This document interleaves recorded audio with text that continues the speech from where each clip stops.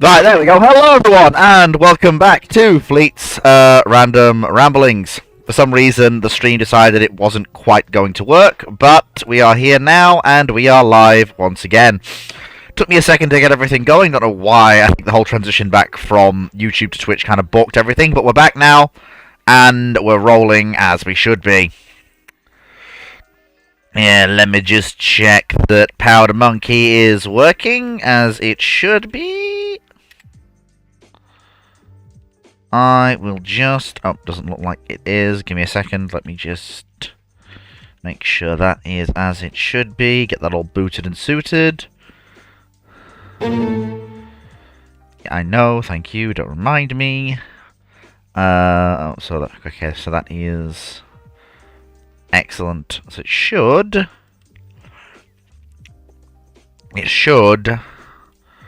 all be alright. Give it a second to make sure Powder Monkey is operational as it should be.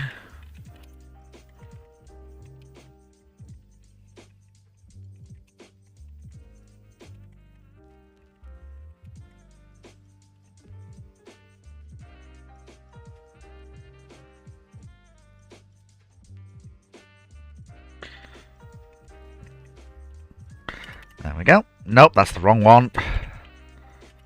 That's the right one. There we go. Keep doing that.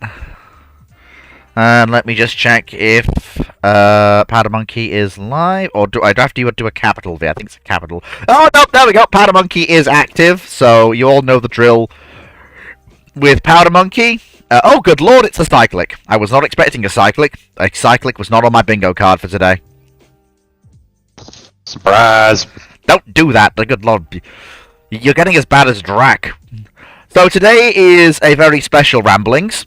So, in order to inload information for the Armchair Admirals this coming Friday, which is on the Dutch Navy during the Second World War, we're going to be focusing our questions and exploration on the Dutch fleet from about just prior to the era of the Dreadnought, so about 1900, through to about 19... They convert the last of their gun cruisers into missile cruisers in the 60s, don't they, Cyclic, the Dutch? They're the ones they build after World War II, I think. If I've got my numbers right. So basically, whenever they turn the last of their pure gunships into... Well, no, you can ask random questions, but I'd like them to be related to the Dutch, so I have to go looking for information, which will therefore help me inload information. And although I will just say we are waiting for Guy to get here, so until that point, I will take limited numbers of regular questions. But try and keep them somewhat short. By the way, how am I coming through on YouTube? Because I have raised my mic input level and adjusted Discord downward accordingly to make sure I don't burst people's eardrums, in an effort to try and make myself clearer and up to the same volume level as everyone else on YouTube. So could people give me a bit of a heads up on how I sound? Typical gunnery officer. Do you think the Westland Lynx is the best ship-launched helicopter compared to the Lamps S2, SH2 and the Ka-25 for the 1980s?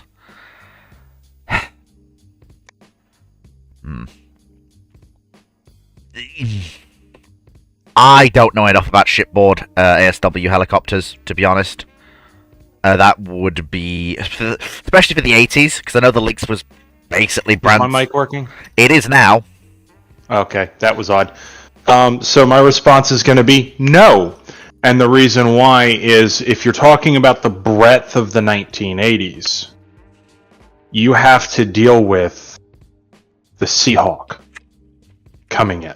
I mean, he was talking directly in comparison to only two helicopters, SH2 and Ka-25. I think I heard Lamps 2 in there? Lamps SH2, yeah.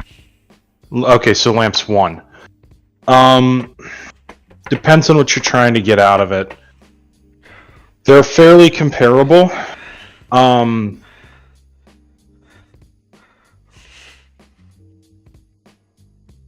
both nations at the time were using a similar strategy, and it really is Lamps 2 or the Seahawk that that kind of changes the U.S. strategy on it on shipboard helicopters. But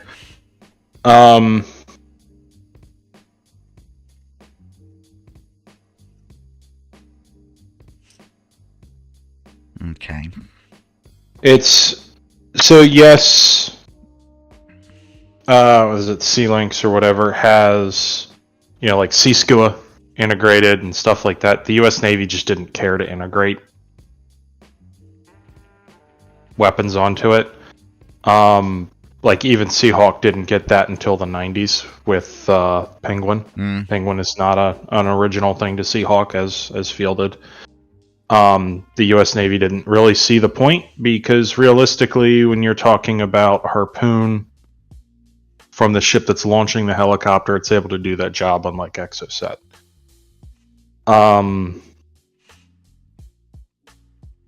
But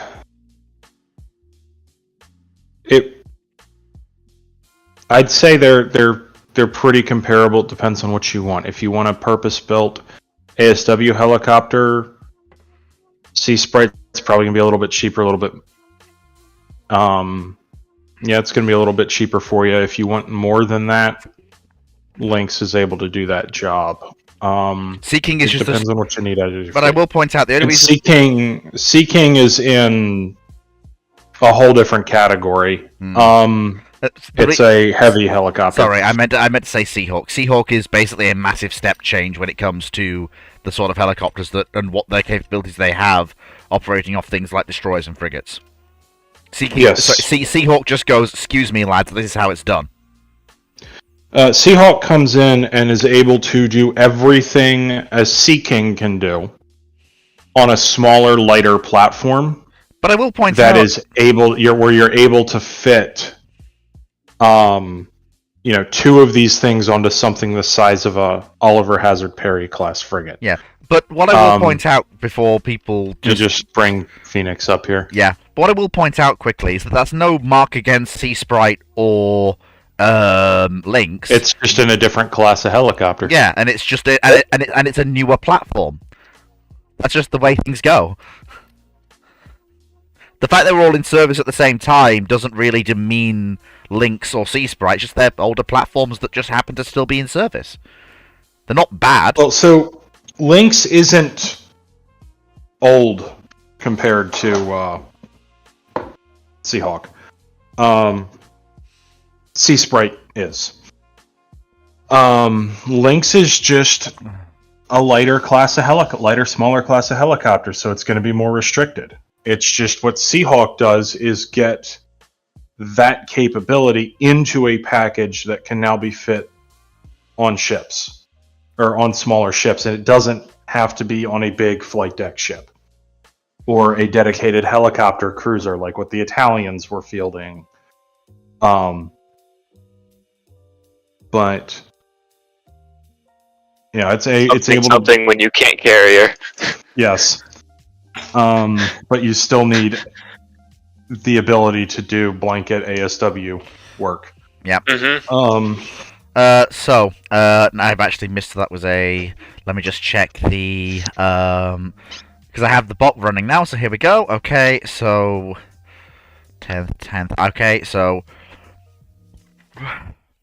just very quick. I'm going to give some context. So this next question is related to them getting carrier conversions of the Admiral class, designed in the style that Eagle was. So with her big hangar and that sort of thing. Didn't we get this question? No. But this is needed context. The last time I was on. This is needed context for the question that's about to be asked. If they have this larger carrier and they decide to go with twin-engined fighter and torpedo bomber aircraft, wouldn't that cause a change to anti-aircraft gun development? Since there are bigger aircraft coming your way, are you going to carry more? No.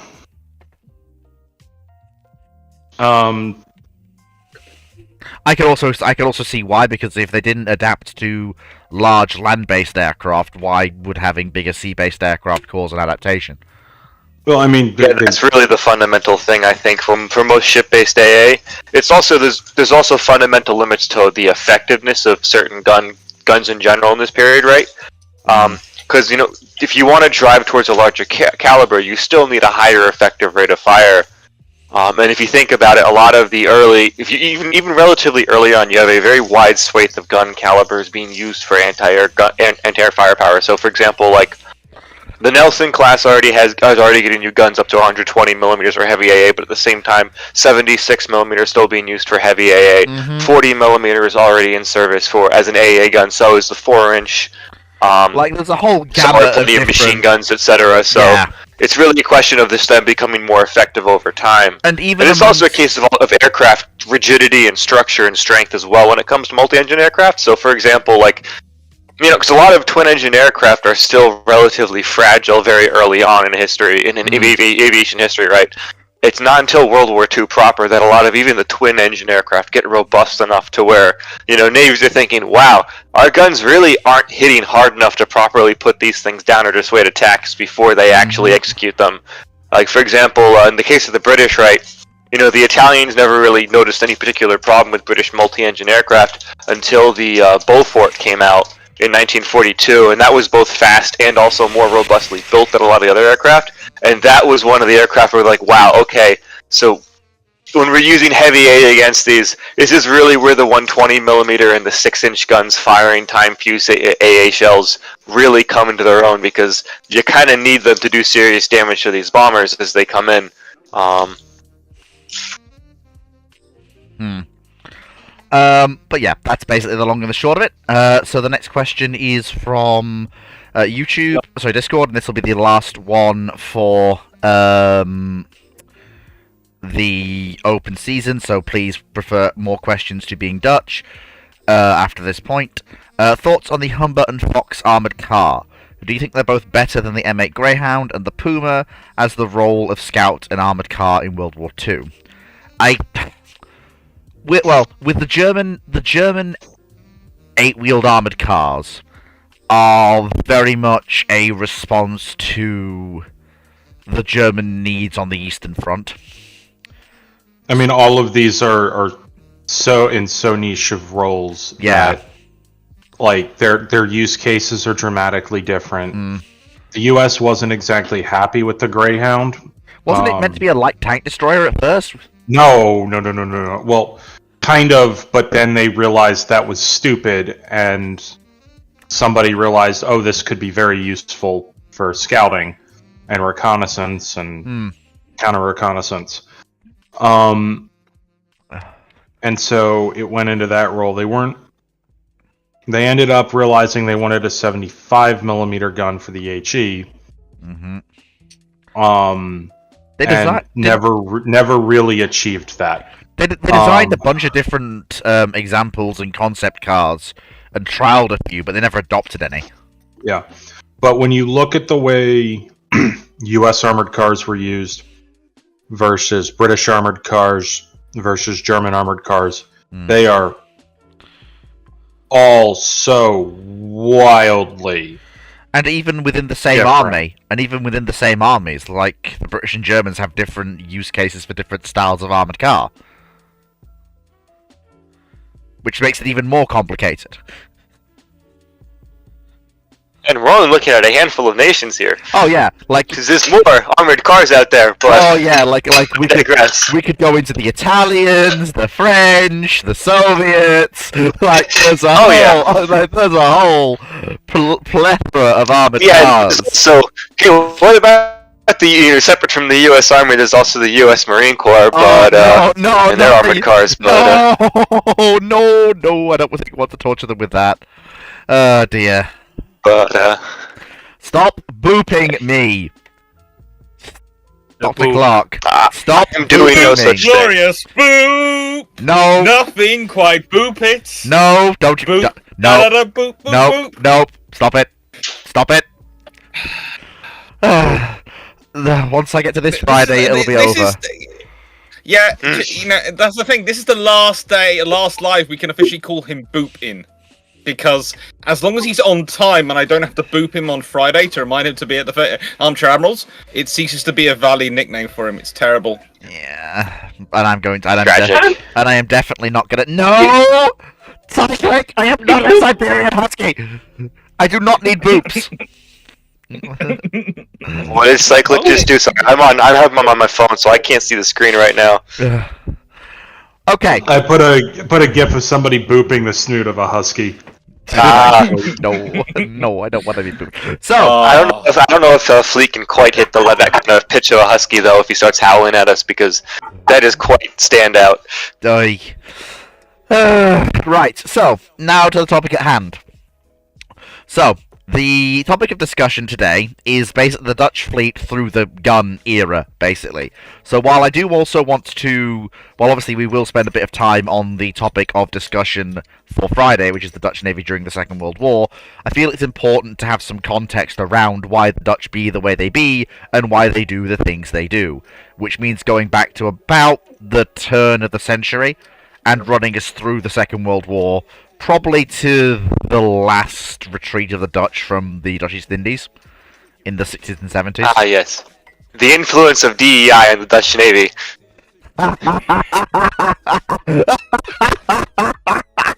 Anywho, sorry, I had to make that joke. It's been made. Now it's out of the way. No one else needs to make it for the rest of the ramblings. Okay, so the Dutch Navy the Dutch Navy comes through the 19th century as a second and third rank force. They have a good few ocean-going ironclads throughout the period where the ironclad is a thing, but they gradually start to fall out of the first-line capital ship game as you see the ironclad evolve into the beginnings of what we would recognise as the old steel battleship.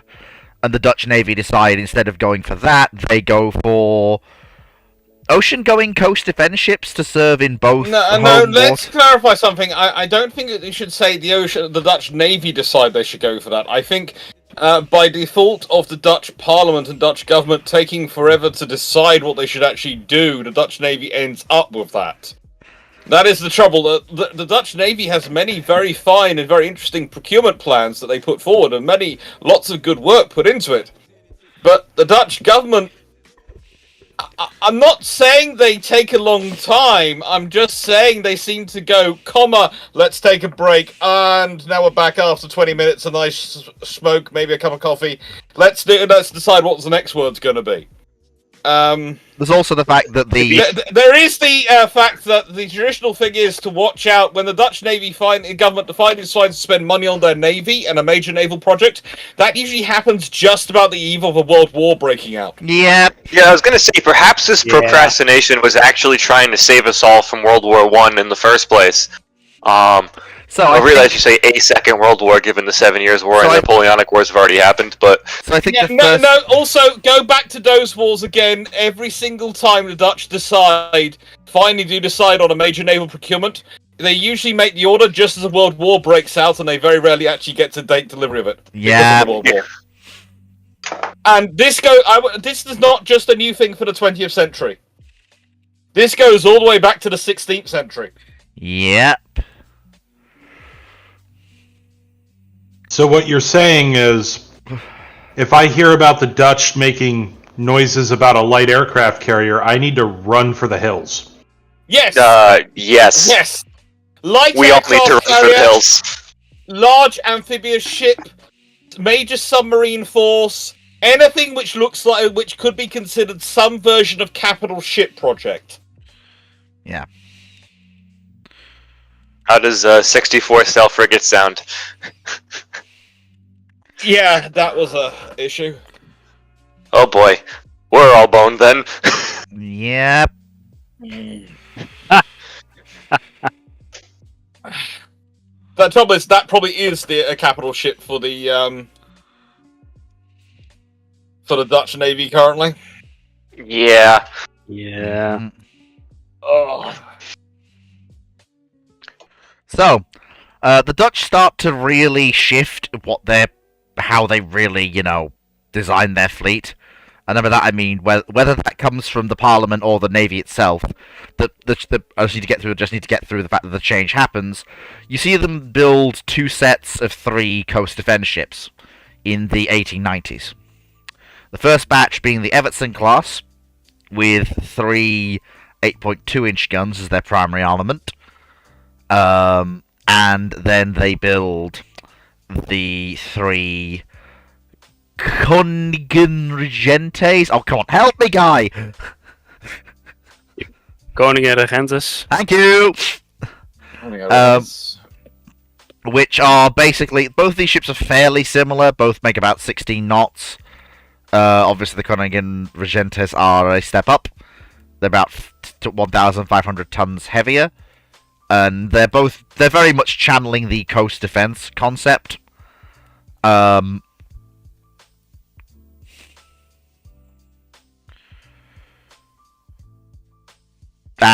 this is a perfectly... Having 6 such ships by 1904 is basically an acceptable...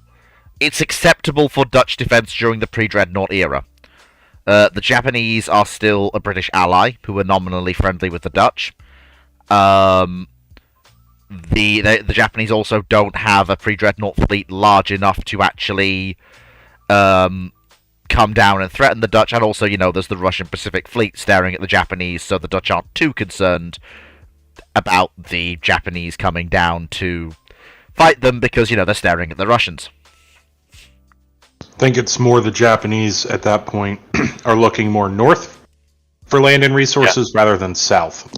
Well, also, if you're speaking about the 1890s, I mean, their fleet is essentially, think of this as the fleet that fought the first Sino-Japanese War. Yeah. So they don't even really have proper battleships until, I forget when the first Japanese pre-dreadnoughts actually arrived, but I'm pretty sure it doesn't really come until the start of the 20th century. No, they in fact. They get the first pair literally right at the end of the first Sino-Japanese War. They're actually delayed from traveling to Japan because of the outbreak of the conflict. Right, okay. There we go. But yes, Japan is definitely an outside context problem. They'll come in later, but not quite now. So you've got the Dutch Navy builds then 3 one-offs as sort of the next trio. So you get Martin Happerspozoon Tromp, I think that's how you pronounce that. I got that wrong, didn't I? I got that wrong, didn't I? Verily, I say indeed. Do you want to give me the correct pronunciation? Maarten Harperszoon Tromp. See, this is why I wanted him along. So she is laid down prior to the Dreadnought era beginning in 1904, and is commissioned in April 1906. Dreadnought, I believe, is completed in... If I can actually... Is British, Dreadnought has is naval 06. history podcasts, doesn't know when Dreadnought was... I don't know the exact date, it's one of the things that I... There we go. So yeah, so she's actually in service prior to the commissioning of Dreadnought. Dreadnought commissions on 2nd December 1906. So that's fine. The problem you... You know when she was laid down? I'm just clarifying because, as we've mentioned, you are British and you do like to play games which involve battleships, so I'm presuming you know the timeline. Yeah, 2nd of October 1905 laid down, launched 10th of February 1906. Are you reading that off the Wikipedia? Yes, I am. I am shamelessly doing that. But the problem is you He's laid down in At least they're honest. laid down in 1903. Yeah. Laid down in 1903. Launched in 1904. Commissioned 1906. The Heemskerk, which was the one after that, was laid down in 1905. Yeah. Also decommissioned in 1908. Yeah. Because, and that's also fine. Yeah, that's what you would expect. Again, those 2 ships get a pass for being still built in that coast defense style, because they're still, the Dutch Navy is still in the pre-Dreadnought era. They're thinking along, how do we deter large armored cruisers? How do we deter in squadron strength, single pre-Dreadnought battleship or 2? There's also the scenario those are what they've got the funding for, and the funding has been allocated, and they can't. Don't get. correct me if I'm wrong, Dutchman, but as I understand it, once something's been voted through and it's been paid for, the Navy can't really go back to the government and go, we'd like to cancel this and put the money to something else. In the Dutch system, can they? Not to my knowledge. So basically, once it's voted through and paid for, they ain't changing it. So it doesn't that reflects what they're ordering reflects their thinking, or rather, what they can get through Parliament at the time it goes through. Oh no, that's fine. Like, there's nothing wrong with the way they're thinking. Like, that's not. It's also a bit kind of why the last Coast Defense ship caused a bit of an uproar. Yeah, this is yes. We're gonna get to her. So let me just very quickly. I want to check something. There we go. So up to now, everything's been fairly straightforward. The problem comes when we get to HMLMS De Zeven Provinciën. Because the Dutch Navy, I would argue, makes a massive fundamental misstep here, although I'd argue it's more caused by the Dutch government than the Dutch Navy.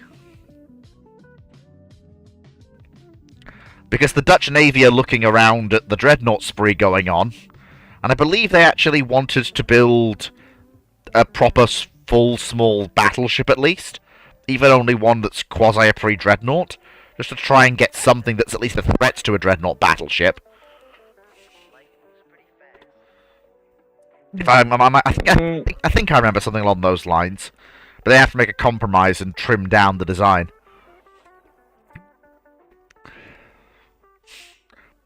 To become De Zeven Provinciën.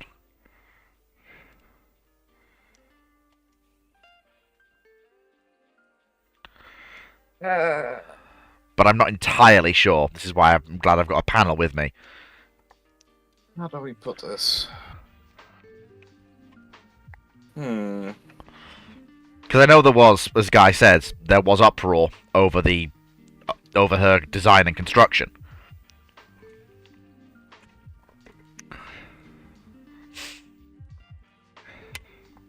There were certainly issues. I mean, her lack of speed is also something I would bring up. Even if you don't want to increase the firepower of the ship significantly. Well, I mean, it is a significant increase in firepower and protection over the vessels that came before. But the problem is that you really also need an increase in speed. 16 knots is really not... It's really not good enough in the Dreadnought era. Let's be honest, she was anemic even against cruisers of her period. Yeah, I know, it's... The thing is, she might have been the last and largest armoured ship built for the Dutch Navy, but She arguably shouldn't have been built at all. A pair of fast cruisers of about 3,000 tons, capable of about 26 knots with turbines, would probably been far better. well, let's consider it. She's got 280mm guns. Yeah. 2 of them. Yeah. Singles. Yeah. 4 single 6-inch guns. Mm-hmm. And 10 3-inch guns. And 4 1-pounders for annoying fish. And her armour was a solid 150 mils. That's 6 inches at best. Thick. Yeah. On the hull. Yep. And she doesn't even break 10 inches on her turrets. I'm just looking at 150 millimeters of what specifically? Do we know? I'm... first generation Krupp. Gotcha. Okay. So not I mean, bad for its time, but also... yeah. How extensive was the coverage going up the ship? I mean, obviously this is on her waterline at least, but like how far up the superstructure? Like, does this protect any of the guns mounted higher in the ship, or? Oh, she had armor around the gun turrets for the 11-inch guns, which was 250 mils. So, 10 Okay. inches thick. But she really. I've looked up my stat file from her for her. I've got on my system.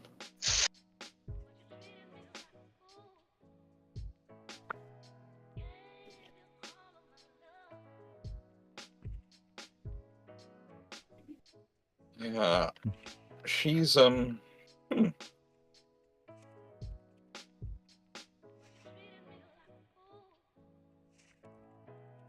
Well, you see, the thing is, when I look at her, the Seven Edition, I look at her and go, right, and she launched in 1909. When was the closest equivalent launched in terms of cruisers we can look around at, sort of benchmark cruiser we can consider? I think. For the British, the closest cruiser is probably the Minotaur and the Warrior class. Oh, those are just outright So- superior. Yeah, well, actually, good question. So, who did the Dutch consider their most likely adversary when they were designing this ship? It's probably the best place to start. By the in terms of- time you're Well, looking at De that's- Zeven Provinciën, you're looking at them basically. Or is it just generic? Well, they're looking for security in the Far East, and that can be against. It's generic. The Dutch don't really have a specific threat, but they know their Far Eastern Empire is a bit of a target. So Gotcha. It's Okay. working- I mean, it's a case of there are some people who seem to be in the notes I've got. There are people who are talking about the Russians. There are people talking about the rise of Japan. There are people talking about the Americans, because the Americans, remember, not that long ago in this time period, did take off someone else's Southeast Asian empire Yeah. off them. They're possibly There's thinking about always the the British and the Japanese. The British and the French are well-known problems. There's also the Um, threat that the Russians might look at their new large Pacific fleet and go, "Who can we nick off to get coaling stations / economic I feel like colonies?" the obvious picks would be, potentially France or Germany as well. I mean, because think about, who's proximate to them and who might want to expand their, Southeast Asian empire. Basically, I have returned. with a basically- very Dutch dinner. uh, This ba- pasta. basically, as far as the Dutch were concerned, anyone could potentially have motive. Gotcha. Okay. Because quite frankly, anyone could, in theory. Obviously, practicality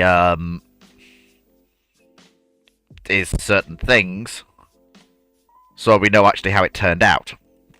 So, the Seven Dutch Provinciën. going into the 20th century. The thing is, I'm in danger.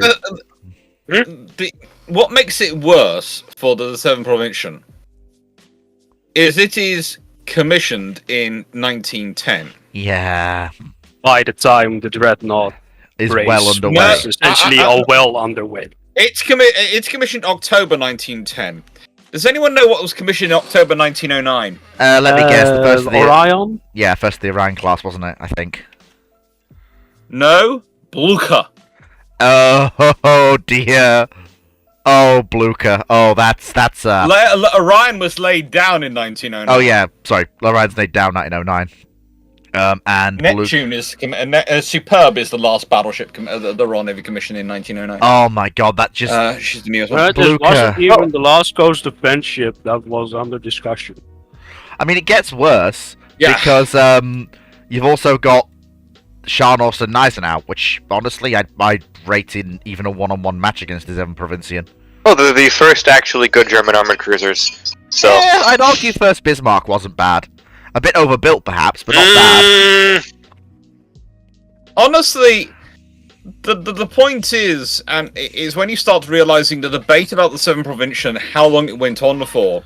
If they'd ordered it when they began the debate, she wouldn't necessarily have been a bad ship. But that's about 5-6 years. Yep. She has her keel laid in 1908. Mm-hmm. They start debating these ships in 1903.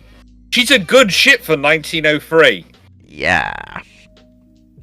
By 1910, when she's launched,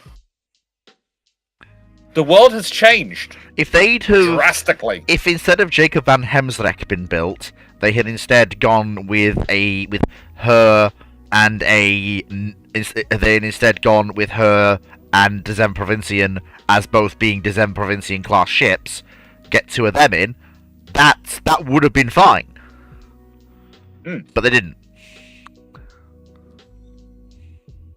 And then Wasn't you have even the last armored coast friendship that was under consideration. And we Oh. also had the discussion regarding the Panzerschip 1912, Mm-hmm. which was effectively a Dutch Sverige Oh. in terms of overall dimensions. Although it does seem that the Dutch actually do somewhat seem to come to their senses in the aftermath of really? Seven Provincian.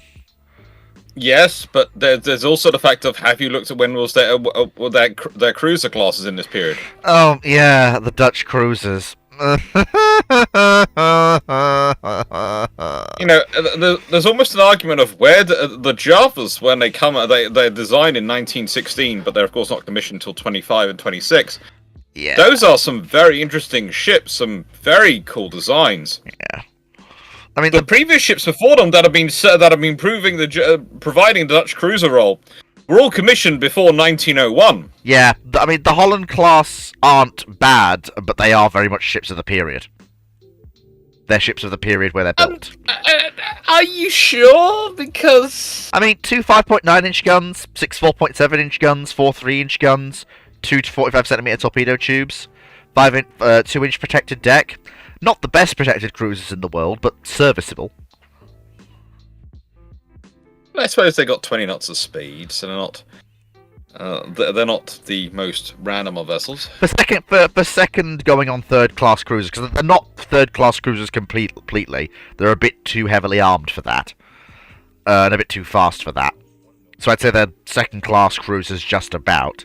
They're on the smaller end, but they're not bad ships, and the Dutch do build 6 of them. I'll be nice and call them 2.5s. Yeah, I'll accept that. That's fair. I'll accept that.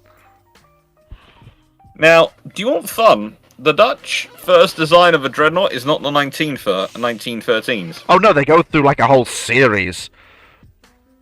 So they go through basically what they call a Dutch Sverige, which is presented to the House in 1912. Then they go, hang on a minute, this is daft. Then they set up a Royal Commission to figure out exactly what the heck's going on.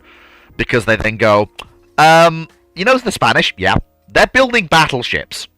What are they building? Something called the Hispania. Oh. Could we do that?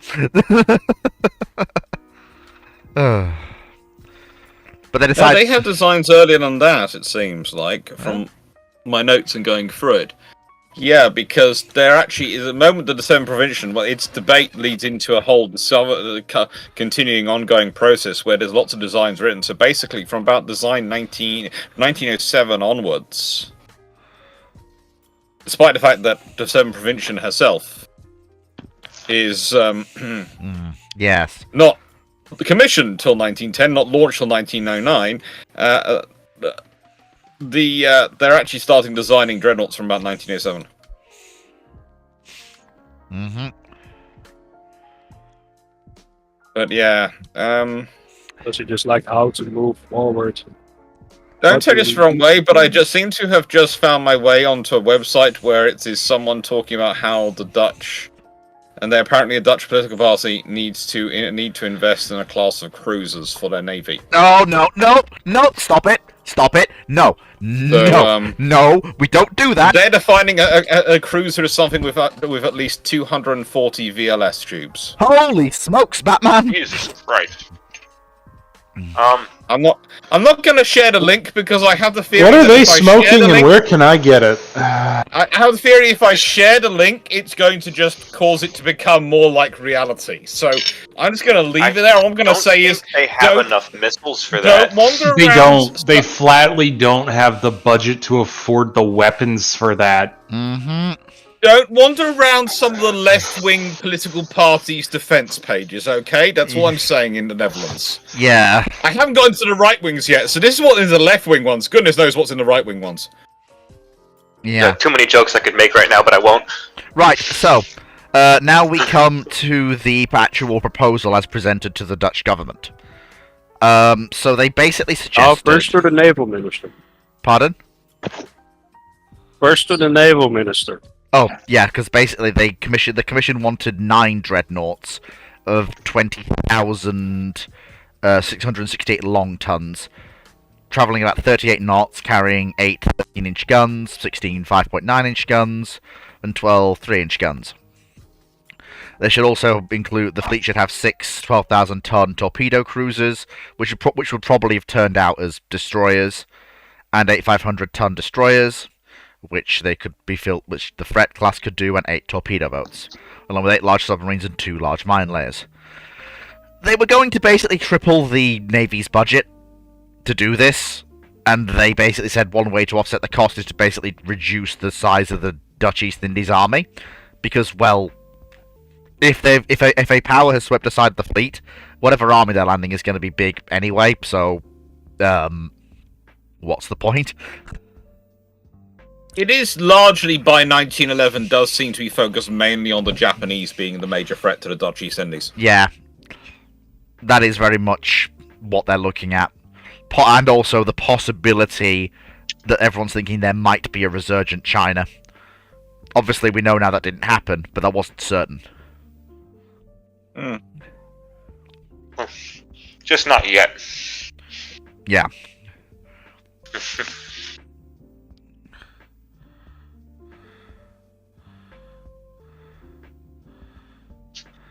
So, there's a whole back and forth over the fact that everyone thought the fleet construction people forced their views on the other members of the commission. They also said, you know, we'll have to keep buying more and more ships to, you know, maintain competitiveness with the size of the other navies.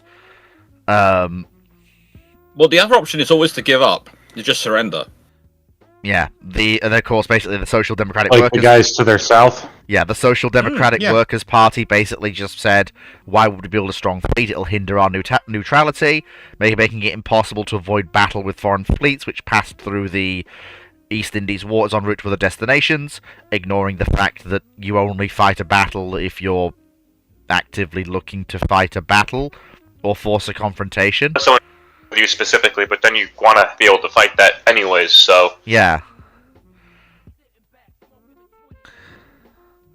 And then, of course, the army's like, how dare you remove the army?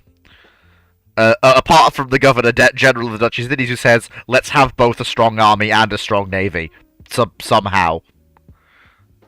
I mean, it's simple. You just significantly increase the What can I budget. say?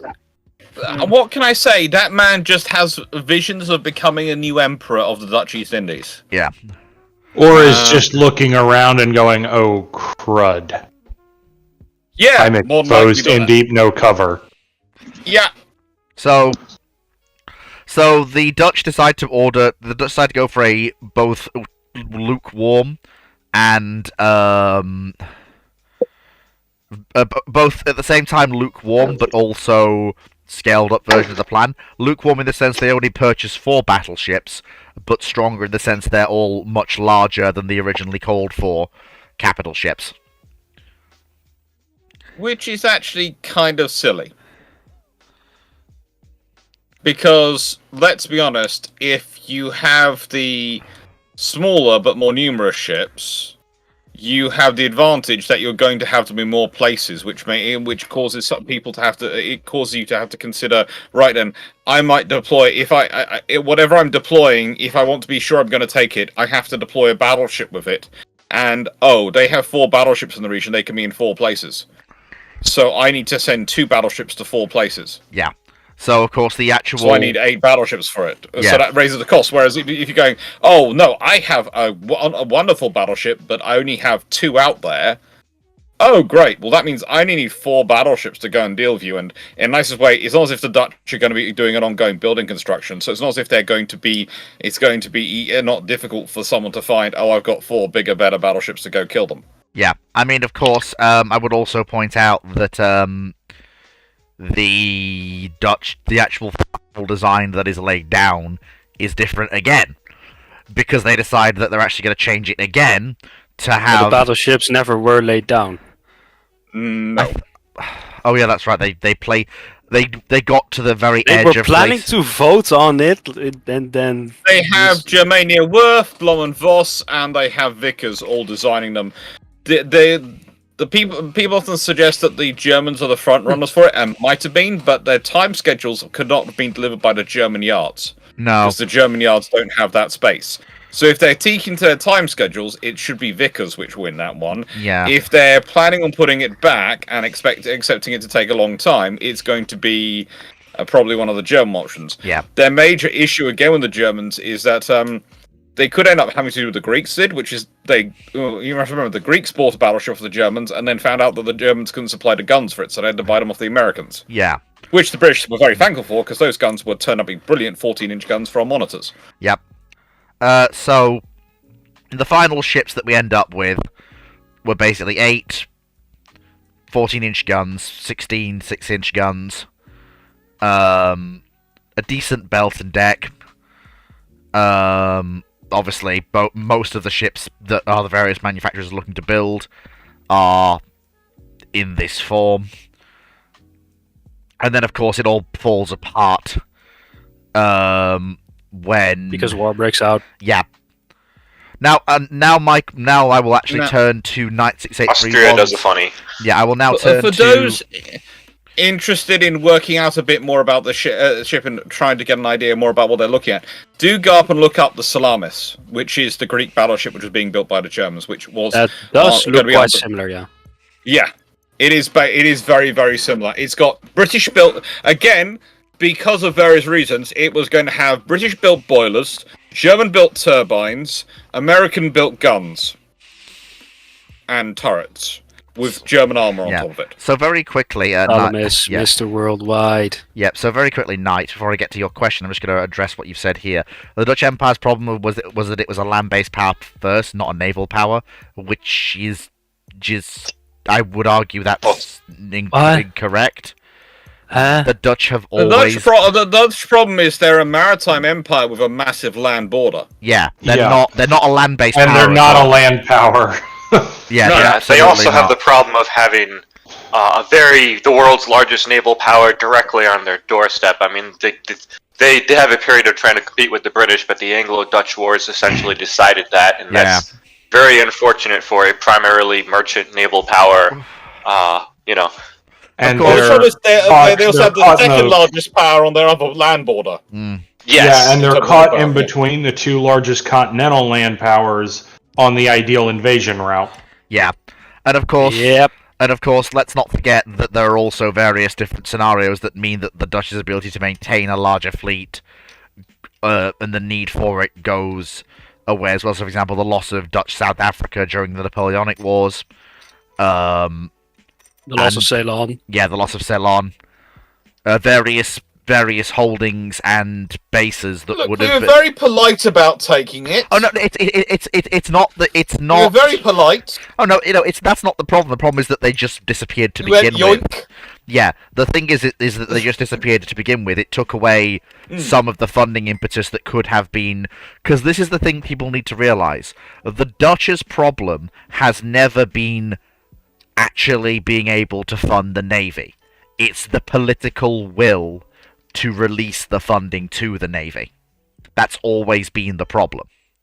If they'd have, Honestly, the Dutch navies were better funded when they had the admiralties, or the different admiralties between the seven provinces, yeah, and therefore they were in competition with each other. They actually then funded things because it was about national pride. It was about pride internally.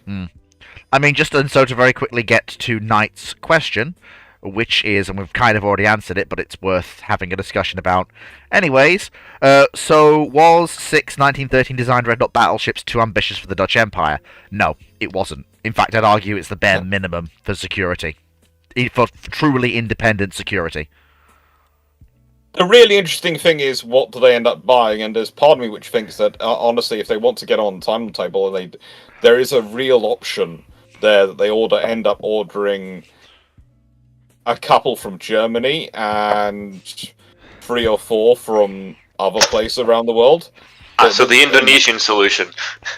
But basically, the only way you can Well, get them on a here's if you timescale they think about apparently it. want to have them, you can't order them all from the same yard, and there's no German yard which has the spare capacity to build more than maybe one, and that's after the Salamis is finished. At a time. And so the only yards which have got spare capacity which are on their list are the British yards, where they've gone to Vickers, which do have spare capacity, but honestly, if you're getting American guns, you might as well get a couple built in America as well. And then also, you are buying friendships, because if you buy 2 from Germany, 2 from Britain, and 2 from America, You're guaranteed you're to. buying relationships. Yeah, you're probably guaranteed to at least get 2. At least. I'd probably get 4. Yeah.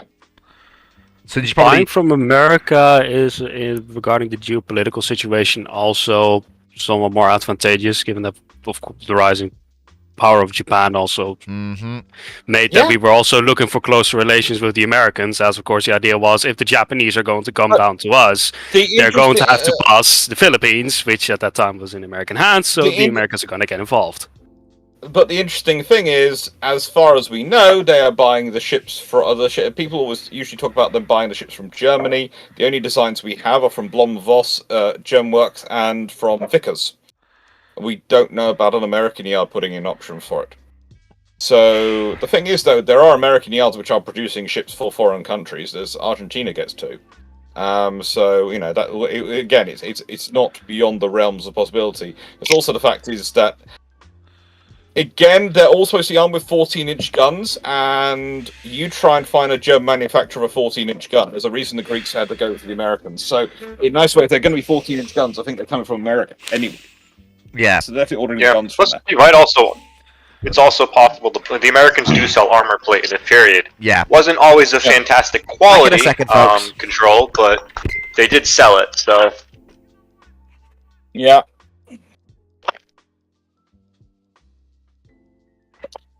I think what you're looking at is whatever comes out, it's probably going to be a battlefield hot rod like Salamis was supposed to be.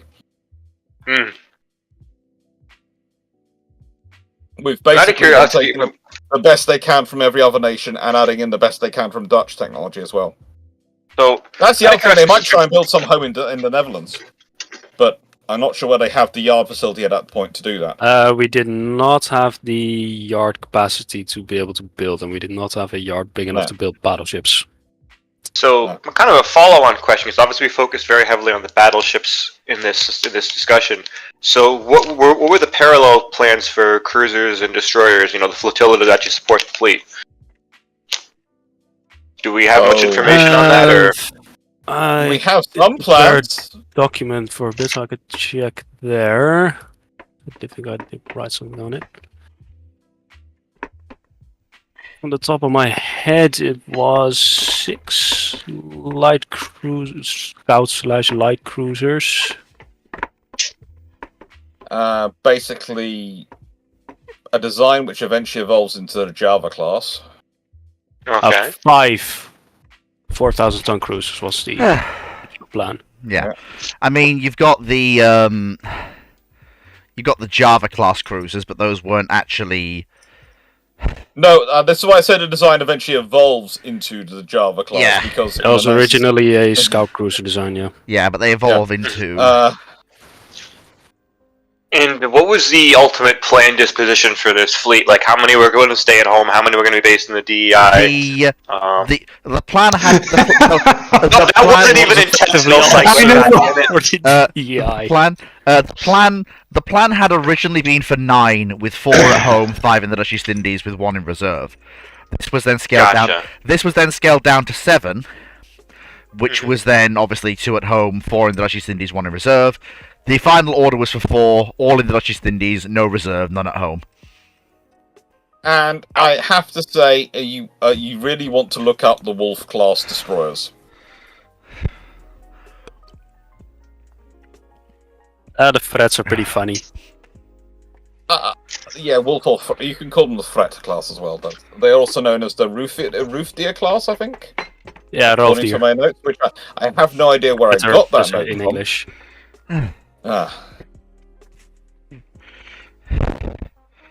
They are. They are Goodness. something to behold. Yeah. They are something special for their time. Mm-hmm. Can't look anything up right now. Just don't describe them to me because I'm quite curious now. Imagine someone decided they were going to take a British destroyer concept and build it with a German-style torpedo boat hull. Yeah. Okay. Yeah. They That is were. definitely going to be one of the designs of all time. They were special I ships. put a picture of it, which I managed to find. I think it comes from Wikipedia originally. Yeah. In the Yeah. Theatre at Sea text chat. It's very Um, like they almost look they almost look quasi-American. After a They fashion. do look like there is something four stacker about them. There Yeah. is something four stacker. But There's they are something four stacker, but it also feels like an unholy hybrid between an American four stacker and a British destroyer. There's a full German there's a full German turned down bow section, a nicest way. There's also that as well happened. Mm-hmm. Yeah, They're armed with 4 3-inch guns and 2 18-inch torpedoes. Yeah, they were. They truly are the destroyers of all time. Mhm, they are one of the destroyers of all time. Yeah. There we go. Yeah. Oh no, these would be built in probably East Coast yards. If they're ordering from the US, they're going to be East Coast yards. Oh yeah, I mean, West Coast yards is oh boy, not really much of a thing in this period in terms of real capability and scale. But Dutch Texas? No, it's probably going to be.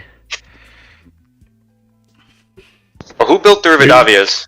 Who's actually interested in doing export designs is really the question. Oh, that yard only got the contract with the Riverdavias through basically Bribery?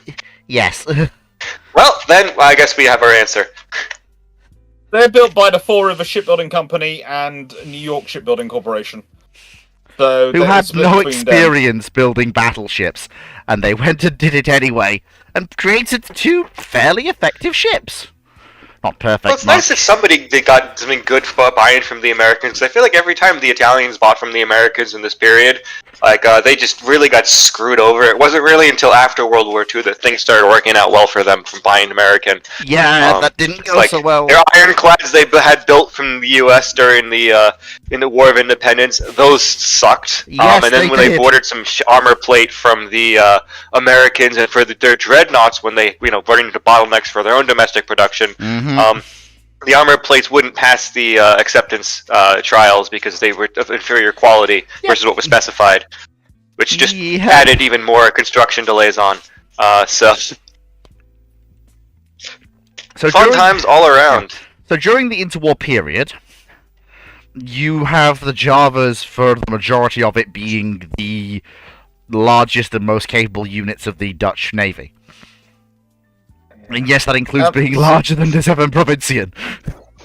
I think we should possibly be slightly worried again because the Rivadavia herself was built by Fall River Shipyard, which is owned by General Dynamics. They... Again, General Dynamics always happy to supply people with battleships. Mm-hmm. And now SSBNs. Mm-hmm. Yes.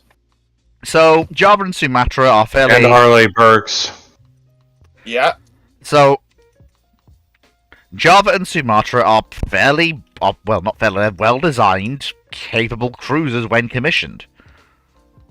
Carrying 10... Yeah, the only small problem is they are laid down in 1916 and aren't commissioned till 1925. I'd argue they're rough contemporaries of things like the Kuma class and other Japanese older style but similar era cruisers. And they're contemporary for things like the Emden and things like a D-class cruiser for the British. A little bit slower, but fairly similar armament. Able to carry depth charges, mines, and also 2 float planes. No catapult though. Yeah, congratulations, I'm gonna winch you over the side. Off you go.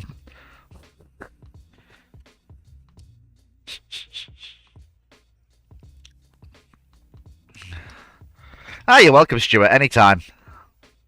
We then get to the... Let me just check what... So, there's De Ruyter there, and then... They do have some interesting torpedo boats. Yeah, but of course we have to get... Before we get to De Ruyter, we have to get to the actual interwar Dutch destroyers. The Admiralen class. Which were actually fairly capable ships. They get 8 of them. They're barely effective 1,300-ton interwar destroyers. Probably because they base them off the British HMS Ambuscade. I can't even pronounce my own language. Oy. To be fair, if it's a British ship, it might not be in your own language. Yeah. They did like to borrow words and names and such. Well, hopefully you can get the other one it's based off. Yeah. And they The also... design comes from Yarrows. They're based off Ambuscade and... Amazon. Yeah. Which I can actually I get. was just I was just seeing a fleet new. I didn't know. Again, this is one of the reasons why we are here today. Now, For what precisely house- this Naval reason. stuff. I Now, am who, able... if you're quite a decent power in Europe, but you don't want to get weapons from the major blocks, who do you go to for weapons? Sweet! A lot of the Dutch ships are armed with Bofors guns. Yep, and these are no different. They're Mhm. armed with Bofors. Yep. I will note, despite the fact that the guns are arranged a certain way, I don't think they're in dual-purpose mountings. No, they're not. So, the Admiralens did not carry dual-purpose. The 4-inch guns they carry are single-purpose only. Although, very uniquely for destroyers, they do carry a float plane. No catapult fitted, but they all carry a float plane. You know, I will give them props to actually putting through what a lot of nations were trying to figure out how to properly do on a destroyer design and generally failing at for obvious reasons. Well, the reason... Gotta give them props for that. Yeah. Well, the reason was these ships were designed to serve in major conflicts as normal destroyers, so they probably wouldn't use their float plane at that point. But during peacetime or low-intensity MacGuffins in the Dutch East Indies, where they're dealing with local piracy, having a float plane to try and hunt down pirates, smugglers, and then vector the destroyer in is an incredibly valuable thing. It massively. Probably there's nations that were trying to do this for wartime purposes. Like I have a sketch somewhere from the Italians. It's like I think they were trying to launch catapults off the bows of the Navigatore class light scouts, which is definitely an inspired idea. Presence God, of the oh my God, I aircraft almost- was also to be I used almost in missed- wartime. Was it? I almost missed Richelieu for a second there. I was looking out for her. 1 second she wasn't there. The next thing she was, or they were, or he was, or they was. I don't know. I keep forgetting. We have two. There's two Richelieus floating around. So one of them is a she. One of them is a he. So if you're talking about one who knows everything about shells, then that's a he. Is that the one who's currently up? No. Because they asked to be brought up for ramblings every week. Hang on. I can't look at the chat right now. I'm busy, but Yes. Thank you, Okay. Thank you, Cyclic. I would say the thing about the Admiral, and it's worthwhile remembering, is that all 8 of them are lost in World War II. Yeah, Yeah. but to be fair, by that point, they've- Mostly to the Dutch, but some mostly to the Japanese, but some to the Germans. yeah, One was lost to the Germans, Van Galen. and the rest all was lost in combat operations in the Dutch East Indies. Yeah, because Van Galen was in the Yeah. Netherlands. Ultimately, And there's the Luftwaffe. And then, of course, comes the last sub-destroyers, which are sort of not built by someone else during World War II.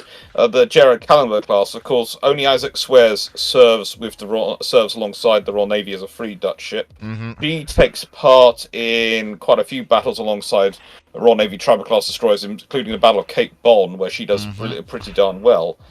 But of course, the interesting thing is that her sister, who's completed by the Germans, the German Kalmar, which comes the ZH-1, is sunk by the tribal class destroyers HMS Ashanti and Tata at the Battle of Ashant in June 1944, from memory. So and you can see the Dutch moving towards a qualitative approach gradually. So their destroyers, like for example, when they're designed, the Admiralen class they're not small destroyers. They're fairly capable, normal destroyers. They're not world-beating assets when they're designed in the mid-20s, but they are very capable ships. And you see this again. There again, for the Dutch, they have the problem that whereas for other small powers, you can necessarily go for a world-beating, but only a couple of them. When you have to deploy ships to the other side of the world from your infrastructure base, from your industrial base, you need to have a certain number of vessels to have a level of critical mass. Yeah, there is that. Especially when you're something the Dutch use any size.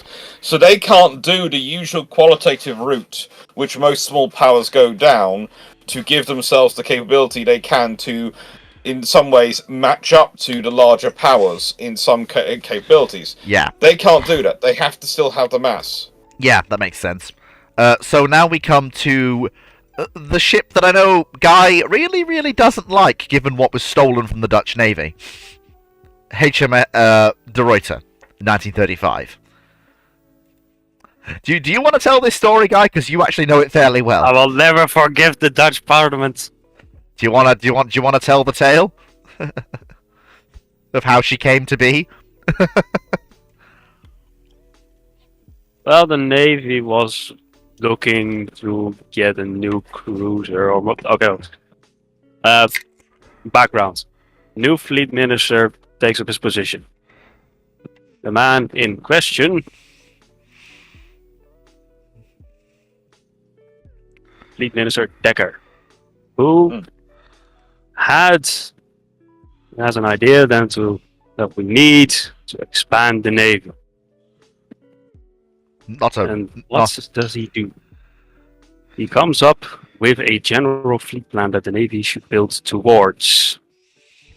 However, in the 1920s, there had already been a fleet plan proposed.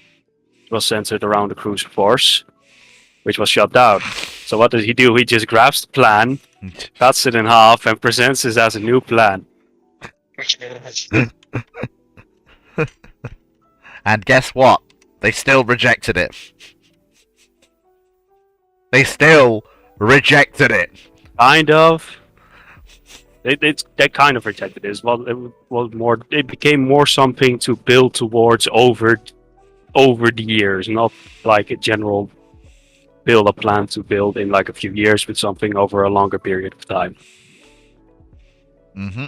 But according to the plan, the Dutch Navy then still would have needed one more cruiser to have the adequate cruiser numbers, which was then 3. Dekker and the Navy then ultimately were looking to get that new cruiser. So the Navy originally put forward its own plan of wanting a heavy cruiser, 6 8-inch guns. Mm-hmm.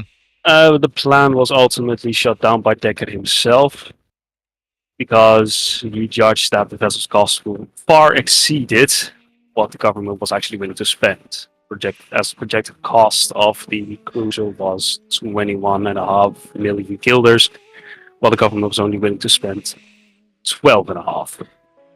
Wow, the Dutch government once again shooting itself in the foot there. So Dekker then came up with his own alternative, which was a 6-gun light cruiser. Significantly downsized, also a lot lighter armored. But then the Navy, of course, shot this down, given that it was too weak for what the Navy was looking for. Mm-hmm. And ironically enough, the vessel was in and of itself still over budget. After ultimately some back and forth dialogue, they made a compromise and settled on what would eventually become a 7-gun light cruiser with a 2-inch armored belt. the two knots. How Decker was ultimately able to get approval for the design was, for one thing, referring to the cruiser not as a cruiser, but as a flotilla leader. Which meant that it was not as big of a vessel, was not as aggressive. So called an offshore patrol vessel. And as it was to be built in Dutch naval yards, it of course was able to provide jobs. Excellent. As the depression was just starting to kick in the Netherlands, this is going to be good for the economy. You can't cancel this ship, otherwise all these people lose their jobs. You don't want them to lose their jobs, do you? Exactly. Well, it's both jobs and also capacity, right? I mean, you don't want to lose the industrial capacity. Yeah. Because, when you lose people, people take a while to train and replace. I mean, this is kind of, one of the... I know it's like very... We kind of tend to poo-poo this as like, oh, well, it's just because people want to keep jobs because, that's voters and such, which, is a factor, but, I think it's worth noting that there's very much an industrial capacity issue. I mean, the United States has kind of had this problem now, but it's kind of, you look at the French in the interwar period too, and they're doing their best to shop out as much of the work for all their different destroyer designs out to as many yards as possible because, hey, that means that these yards stay open. In a wartime, they can actually produce destroyers at scale when the money is really flowing for full mobilization. So, there is a logic to it that is more than just the cynical kind, if that makes sense. Yeah. And then, of course, why I am, of course, somewhat critical of the vessel is just due to, on the surface, its combat capabilities did ultimately leave much to be desired. Given that it was a light cruiser armed with 7 15-centimeter guns, so just shy of 6 inches, and only having an armored belt of 30 50 millimeters, Yeah. 2 inches. Yeah. So in terms of overall combat capabilities, it wasn't somewhat limited, as of course, if you take as an example the Leander, it had an inch of extra belt armor, One it extra had an gun. extra gun, it also had torpedoes. It also had a heavy AA battery as well, which De Ruyter lacked. Heavy AA guns, she did have moving up to 40 millimeter. Yeah. Bofors. Yeah, she has 10 40mm Bofors. That's more than I needed. But despite the lack of combat capability, she did provide a number of improvements for the Dutch Navy. As for one, the Ruiter was, as a vessel, it was the first time for a large Dutch warship, welding was used in its design, its construction. Very good. Secondly, of course, it was also the first Dutch warship with an actual aircraft catapult. And lastly, of course, she carried those 10 40mm Bofors guns. I just got flashbanged by a question in chat. Oh no. What? And it's... You can't be serious. Oh. You can't be serious. Did you What's just the see the damage? question? You can't be serious, gunnery officer. You can't be. What's the damage? That's got to be a joke, surely. Cyclic, read this one out to me because I can't look at No, the chat. Fleet can read it. Your typical gunnery officer asks, do you think the De Ruiters are better armed and better cruiser than the Brooklyns? No. Categorically no. It's not even close. A Brooklyn just casually walks up to a De Ruyter, laughs hysterically, and blows the ship to pieces with a single 15-gun salvo. Are we This is referring very much to, it. hang on. Are we referring to the contemporary to the Brooklyns one? Cyclic, I think we just had a Pluto is a gas giant moment here. What? Okay, yeah, so yes, we were talking about the contemporary ships. The Reuter Wait, you Omaha speak the guided missile comparison, I'm not sure they're contemporaries, but No, they're not. The De Ruiters are better. look, I was trying to There's give more Gunnery stuff. Officer any Hold on. chance. but he just kind Excuse me, of. can I get off the floor, please? Because I've just been knocked down here and I'm still trying to get up. Give me a second. Get up, I've fallen in! I did describe the question as getting He has been knocked down by the sheer force of the question. Help, I've fallen, I can't get up. So before we I move, literally fell out of my Rifle it. chair. I'm not sure if I was laughing or in shock. so before we I've move got on, people looking at me most confused. before we Oh my move on God. to the sort of post 1935 era and the build up to World War II, I'd like to discuss the question that we've just been Not asked. forget that Ruiter was a trendsetter. She was the first to use the 40mm ball force guns. Hmm. Uh, Automatic. With the stabilized triaxial mount. Okay, now I will give that. Hasselmeyer. Stabilization. Connected to a single Hasselmeyer tachymetric control system. My goodness, big word. With If only firing Fleet data was that- if calculated only- by an analog If computer. only Boot was that easy to stabilize. Unfortunately, he is not. No. There's another Richelieu. There's two of them. This is getting out of hand. So,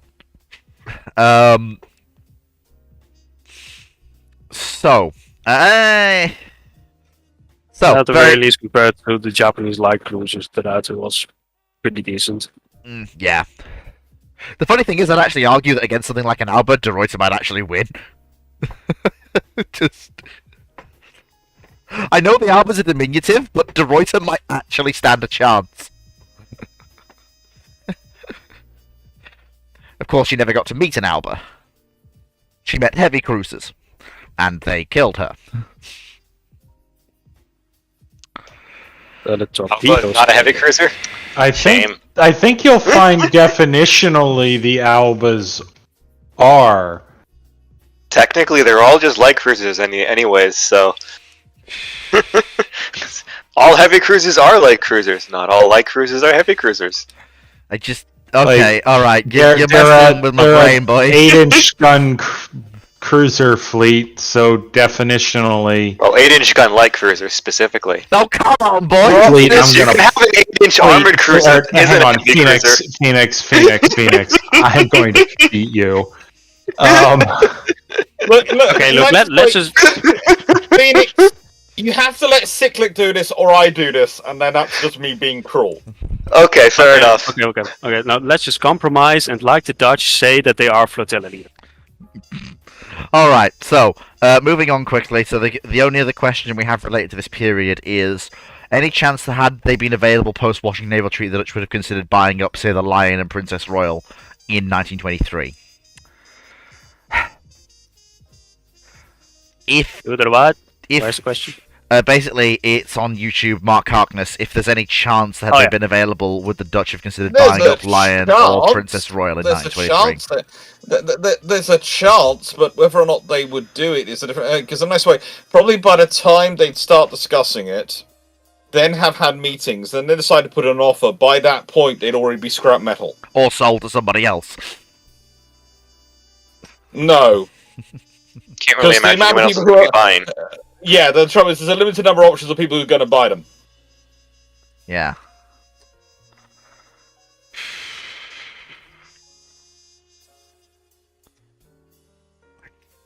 Oh wait, have I confused the Albas for the... I have, haven't I?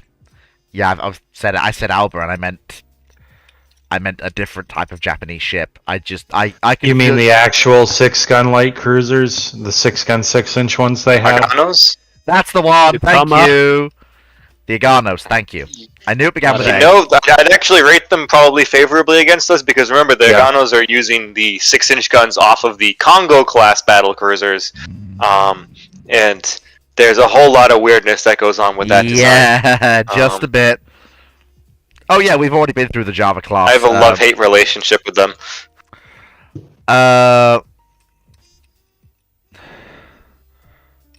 Well, it's no. The question was if they were available, so we're bypassing Article 18 for this particular discussion.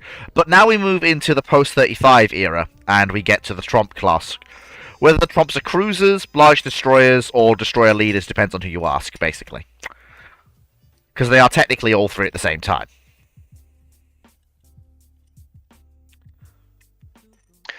This is why I like to put them in like kind of that light space between things, kind of like the way the Capitani Romani really belong, where they're not really light cruisers, but they're clearly not destroyers either. Yeah, Because I mean, you can have a smaller type of cruiser that isn't definitionally a light cruiser, simply because they lack the armor to be a light cruiser in the first place.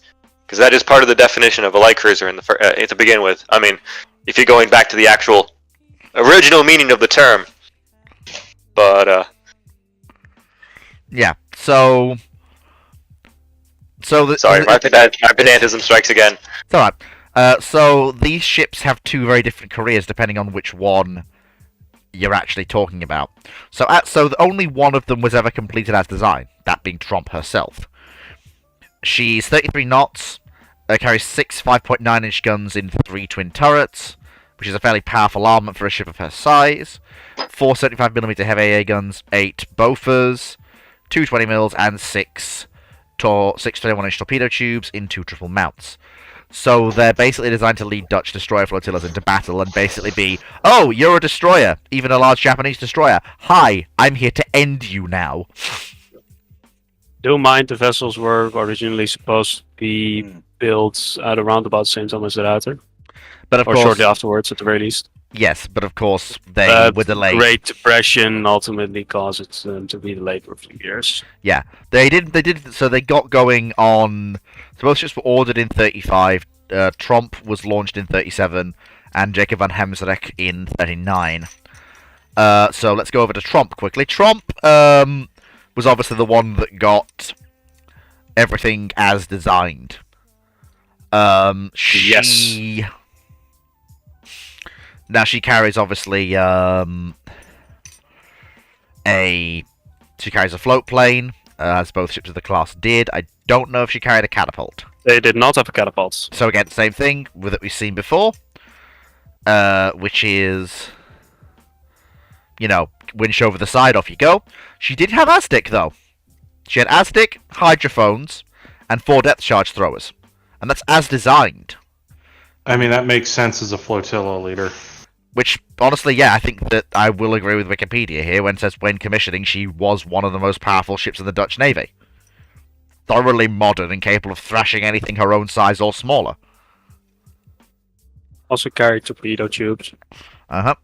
which the Router did not. Yes. She's basically like the Dutch going, well, we want something to lead our destroyer flotillas, but we don't want it to be a bigger destroyer. But we don't want it to be a small cruiser either. She's basically, well, she is what she is.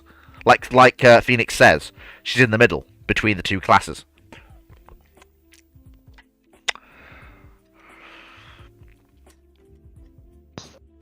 I guess that's kind of sort of the same area Atlanta falls into. Yeah, kind of. just Yeah. much Well, Atlanta's later still on. protected enough to be considered a proper light cruiser, even if her armament is kind of weird. Because like one of the reasons, like, again, part of my pedantism, right, is so a light cruiser, light armored cruiser is really what it's short for.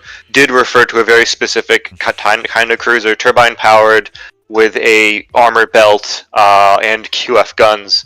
Whereas you did have prior to that, alongside protected cruisers or evolving from some protected cruisers too, essentially unarmored scout cruisers and other lighter types of cruisers that only existed in very limited capacities after World War I in terms of new designs and treaty designs. But this is, for example, like the Italians, because they had so many ships because they liked this category in the first place. For example, on their actual registers of ships, from 1923 onwards until I believe it was really until 1938, right? Where definitionally, for something to be considered a light cruiser, it had to be over 6,000 tons in the first place. So anything that fell in the span of 3,000 to 6,000 tons was just a scout cruiser and exploratory. So this includes a lot of the German cruisers that they got as war operations, some of their pre-war scout cruisers, also the early Condottieri, the Giussano, and the Cadorna classes as well. Those were all, scout cruisers specifically, and it wasn't until in 1938 when they entirely abolished the scout category as a whole that they simplified this down. This is also why the Capitani Romani are Esploratori Oceanici, because they are oceanic scouts, was their actual designation. Of course, the simplification drew the line down at 3,000 tons between now just destroyers and just Cruisers. light cruisers. But yeah, so this is why, like, you get this period when the Italians don't actually really have much there's no, like, if you look at, like, the 1920s, there are no heavy cruisers, there's 10,000-ton 8-inch light cruisers, or large light cruisers, and then you have the 6-inch scout cruisers that are 5,000 tons. And it looks very weird looking from, like, a post-London Naval Treaty definition, or the way we tend to talk about ships now, but it made absolute sense in that period of time, based on the system they were using.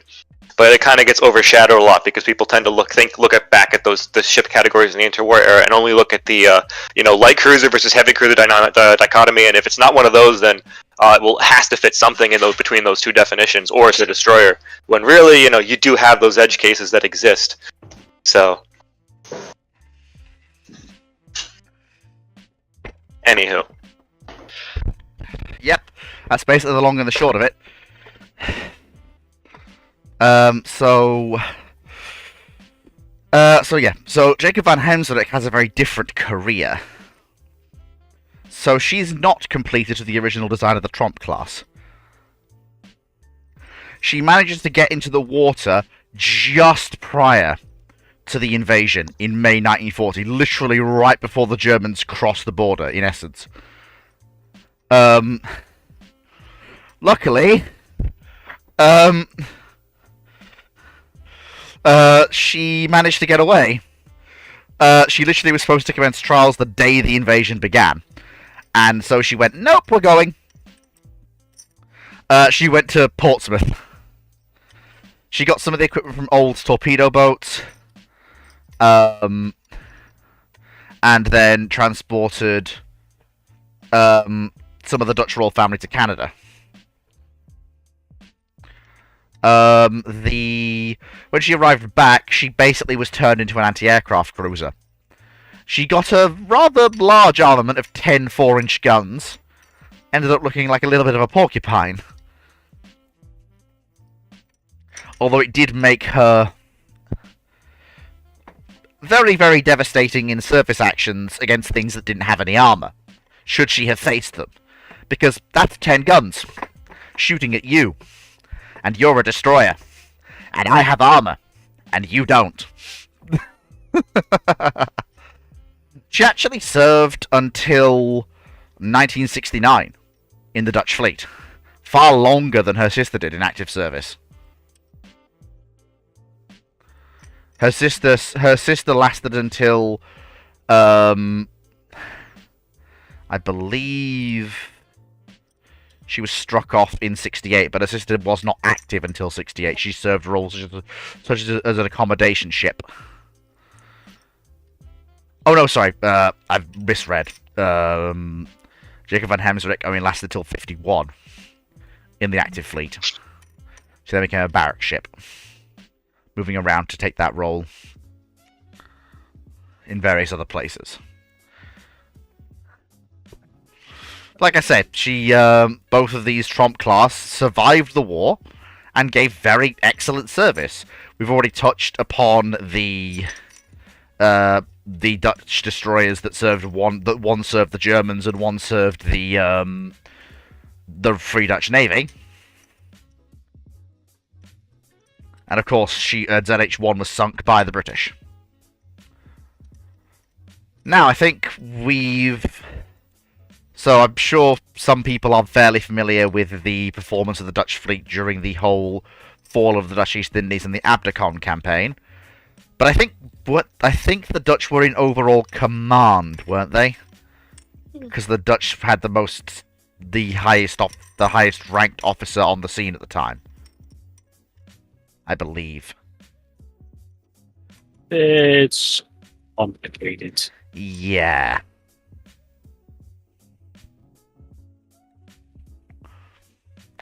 Yeah, sorry, just to clarify. Eventually have the formation of the Abder Strike Force, which was put under command of Karel Doorman. Mm-hmm. In the first month, so around about December, mid-January, I think the British were still in involvement. Yeah, just very, very quickly. So the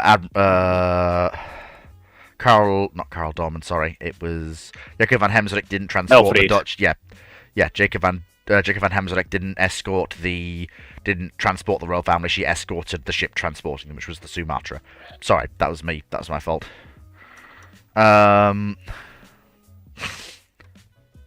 Admiral Wellesley were not taking general questions today.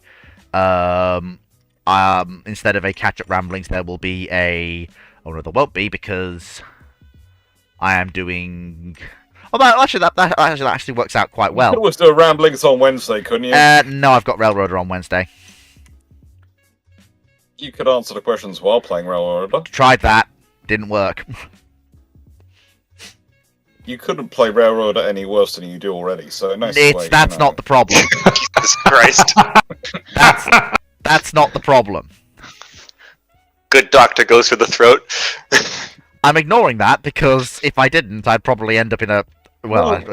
his train firm keeps going bankrupt. Yuki's What? can make tons of money. What are you talking about? We're not bankrupt. Okay, you flirt with it. No, not at all. Not even close. All right. Um, Every time I look at it, though, it seems to be lurching from one crisis to another. So you know. no more than any other short line railroad in the US would. You should just bite the bullet and ask Yuki for lessons. I don't need lessons. We just operate in completely different fashions. She's running a Class 1 railway in miniature. I'm running a short line. But anyway, moving back to the topic at hand.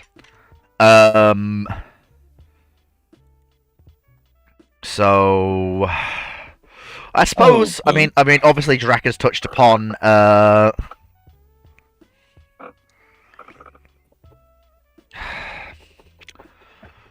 the two various types of Dutch submarine.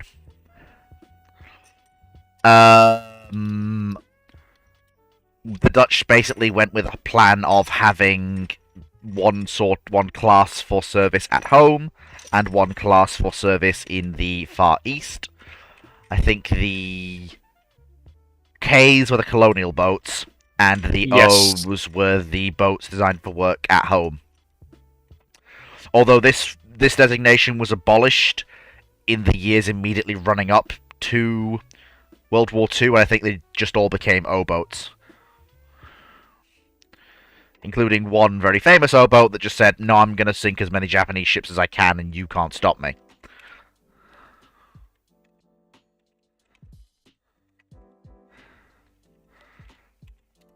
There we go. So, if I remember correctly, it's 016, isn't it? That has the fairly good career before she gets clobbered. Or am I thinking of a different sub? I could be thinking of a different sub. It wouldn't surprise me. Was one of the later O's. Not exactly say which one though. Let's have a look. Have to look that up. Yeah, I'm just having a look myself.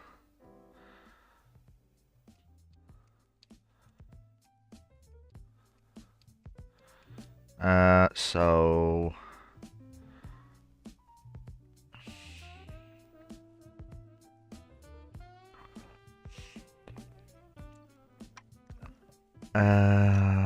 doesn't really say. Was it 020? It might have been 021. I think she had a fairly... Yeah, it was 021 who had a decent career. She sank... She sank... She damaged an Italian bark. She sank an Italian merchantman of 5,000 tons. A Vichy French merchantman of 1,000 tons. A 92-ton Italian schooner. She sank a German submarine. Which I think was a Type 7C. And then she sank 2 Japanese cargo ships, one of 4,000 tons and one of nearly 7,000 tons. And then 2 of the Japanese coasters she damaged. And then she survived the war. Just casually. I'll win, basically.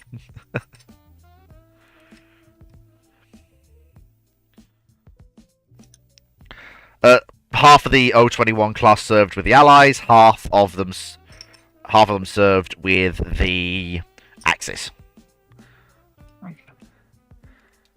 Which honestly gives, again, they have this weird dichotomy of Dutch ships laid down just prior to the war, where some will be completed prior to the conflict and escape to Britain. Some will be in repairs and be scuttled by the Dutch to prevent them falling into German hands.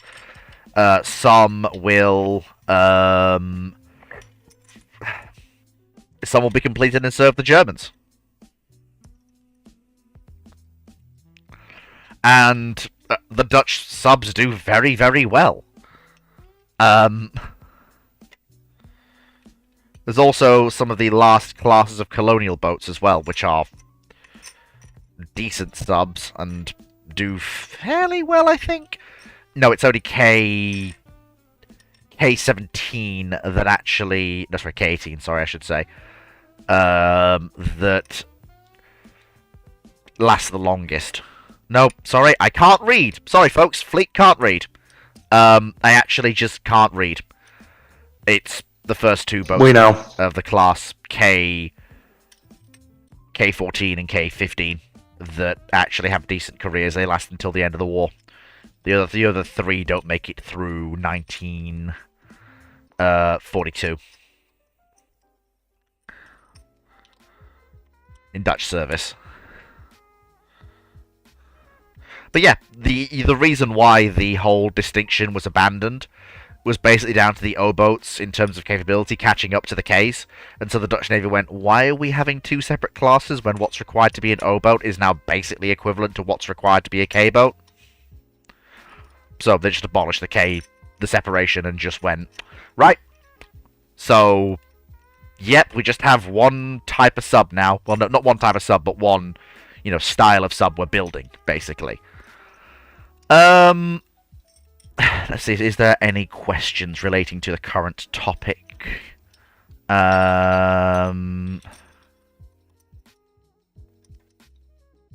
Just very quickly. I mean, Knight, I'd argue once the Japanese set their minds to the conquest of the Far East, the fall of the richest Indies is when, not if, basically at that point, whether they seize Indochina or not. Their only option is if the Americans and British get involved. But the thing is, it's about raising the cost of it. As said earlier, the point is, if you can make it sufficiently expensive that the Japanese have to send their whole fleet, and then you've got the risk of Dutch submarines, especially. That's part of the reason why I say it doesn't matter if they're 8 Espana-style size ships, etc. What matters is if they're big enough dreadnoughts to require you to send your battleships. In which case, those battleships have got to come into areas where your submarines are to fight your battleships, and that's your real killing weapon.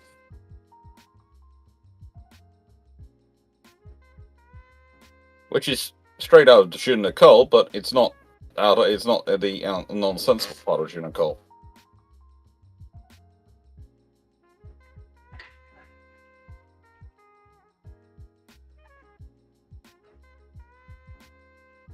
Plus, the entire strategy also originally counted on a good chunk of the Japanese battle line being preoccupied finding the Americans, meaning that they'd only have like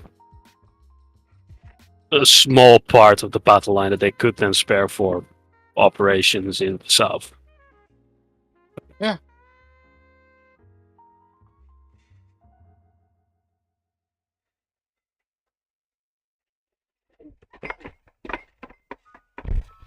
So, we now come to the last project that we need to talk about before we move on to the post-war period, basically. And that is... Oh boy. Yep, we all knew it was coming. That is the 1047s. The Dutch's other attempt to get a full-size large service combatant. Well, who can blame them? They're always making attempts is always fun. Basically, almost completely designed around countering other powers' cruisers and the Congos. That's basically their whole purpose for existing. And they are true battle cruisers, one word. Not battlecruisers 2 words, they're battlecruisers 1 word, but they are most definitely not battleships at all. So the 1047s are basically... They're basically almost... Well, no.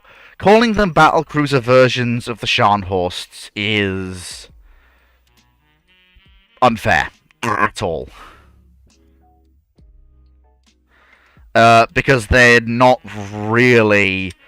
Like, they basically draw from the similar starting point, but basically take the design in a completely different direction. These actually get even less far along than the 1913 battleships do.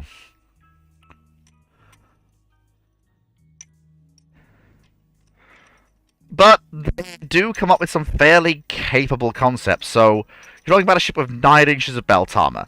Now, that's not enough to resist most modern guns, but it's just enough to perhaps resist, at certain ranges, the Congo class's 14-inch guns. Just. That's a very very important thing. They've got 11.1-inch guns, which are, I think, the exact German guns that the Scharnhorst carried. Although they do actually... The armor belt was also to be inclined at a very 72 degrees. Degree angle. Yeah, 72 degrees external. The belt incline actually helps them a ton against the Congos in this regard. Mm-hmm. Because Japanese 14-inch shells were not tested above 20 degrees. And that means that, like, anything above 5,000 yards, like maybe 7,500 yards, you already get an angle of impact of 20 degrees. Yeah. And at that point, you're really getting there on the edges of the capability zone of the 14-inch. And if actually, it would probably do a good job. Yeah, and of course, if the battle takes place at longer range, you've got an upper deck of 0.79 inches, a main armored deck of 4 inches on 0.5 inches of deck plating, and a lower deck of 1 inches. So I think they're probably, it's a safe bet to say they'll be very likely to resist 14-inch shells that come in from above. Or the first shell. Well, yes, but that's how armor, you can't resist another shell to the same area, but that's just armor in a nutshell.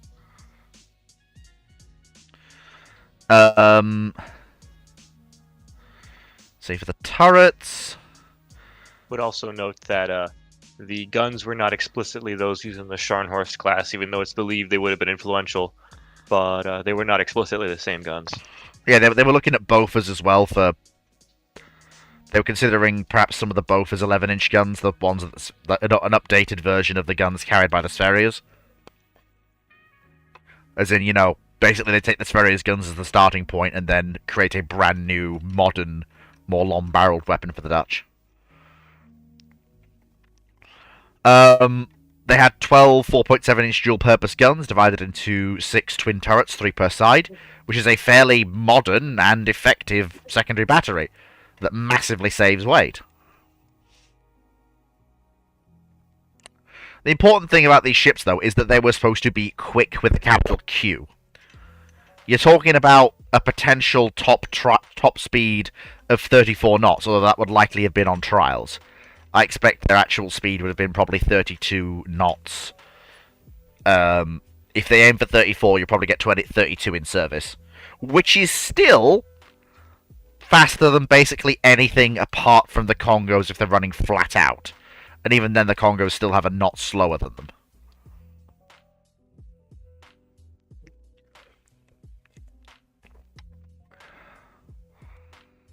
They do represent a out-of-context problem for most scenarios, but the trouble is they're also coming into a world which has aircraft carriers. Yeah, this is the thing. These ships would basically have... Yeah, these ships would basically demand a Japanese carrier presence. And the thing that the Dutch, I think, have missed is the fact that the Japanese don't have to send their full-size fleet carriers. They have a very effective set of light carriers they can use to bulk up an invasion of the Dutch East Indies to help deal with things like the 1047s. They don't have to commit the Kirabutai. And that's what the Japanese have missed. Let them try. We'll blow them out of the water. Oh, yes, but I think, the less we say about things like Far Aft and Faintly, the better. And, like, Kate's at all having an argument in there. Yeah.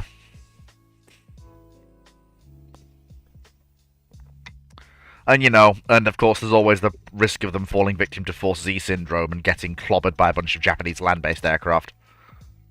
Which could happen. It's not guaranteed, but that's also something we have to bear in mind. The ball force would have taken care of it. Look, I know that you desperately want the Dutch to get their capital ships, and to be fair, I would have loved to have seen it as Ball well. force would have taken care of it. I would have loved to have seen it.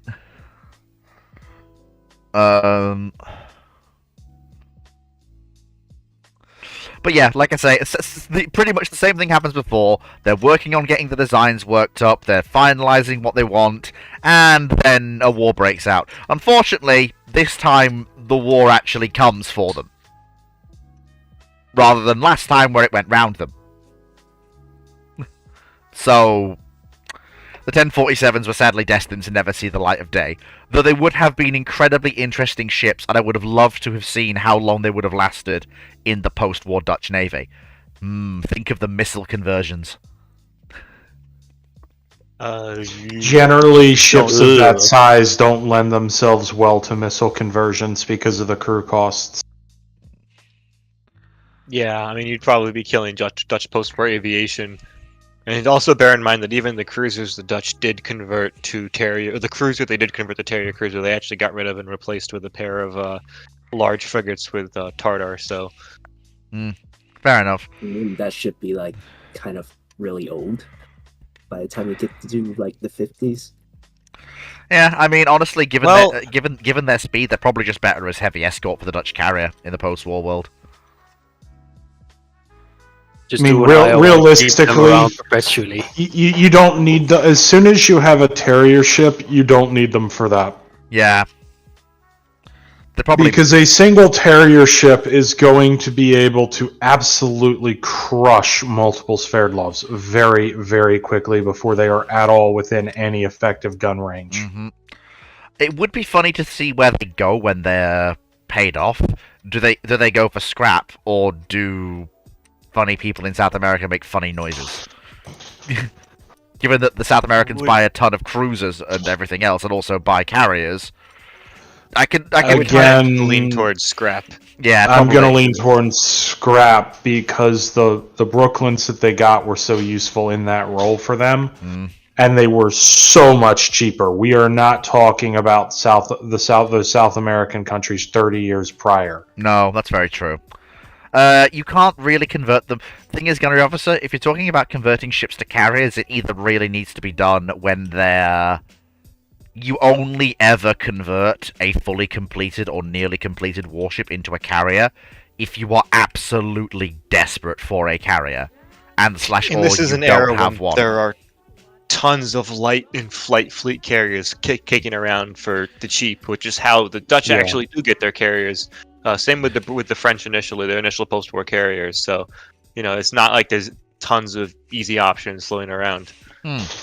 Yeah, you have the various British light fleets. You have the Independence class that the U.S. is offloading as fast as they can, either to scrap yards or to the handful of navies that do buy them. Which is, although it's understandable why they go to the navies they go to, given that Spain is still in the... We're not sure what we know you're in NATO, but have an I independent... believe France got one Spain- too. Yeah. Yeah, France had some initially, but Spain actually got a carrier well before they joined NATO. Because Spain, don't forget, didn't actually join NATO until 1982. Oh, So- yeah, that's right. It was after because I think the fascist government had just collapsed and the kingdom had been restored. Yeah. Yeah. Yeah, and also, we'll sell you an independence, but nothing more capable than that. Which, to be fair, by the time of the 1980s, it is usable again. Notice I'm saying usable, not useful. Yeah. Because you can, questionable whether you should, operate Harriers from it. And they did, which was insane. Yeah, Yes. AV8S, I believe it was. My Matador. I mean, honestly, Rishia's got a good point. If they are completed during the war and come into service either just at the end or past it, probably completed in Britain, they're going to play a massive role in trying to suppress the Indonesian national revolution. Who knows? The Dutch might actually succeed. Those won't cause them Don't. to succeed. Yeah, it's not going to make a meaningful difference there. Battle cruisers don't help you in revolutions. Can we get that on a T-shirt? Battle cruisers The don't help you Empire, in like, hang on a revolutions. second, what? If This guy's proposing anything- some radical doctrine here. If anything, they'd make it harder for the Dutch to succeed because when you look at the very limited amount of funds the Dutch had for defense in that very early period of the Cold War, Mm-hmm. that's going to dramatically eat into their military spending. Mm-hmm. Yep. No, not Dutch Harrier Sea Dodders. The Dutch had Spanish. a light. Yeah, The Spanish. the Dutch had a light fleet, and then they let that capability go when they realized that in order to replace the capability, the cost would rise dramatically. And they sold it to Argentina, who almost used it to bomb a British carrier, which would be kind of ironic, but Yep. anywho. Yeah, but so basically, Yes, 25 de Mayo. yeah. So going through the Civil War, not Civil War, sorry. Going through the Second World War,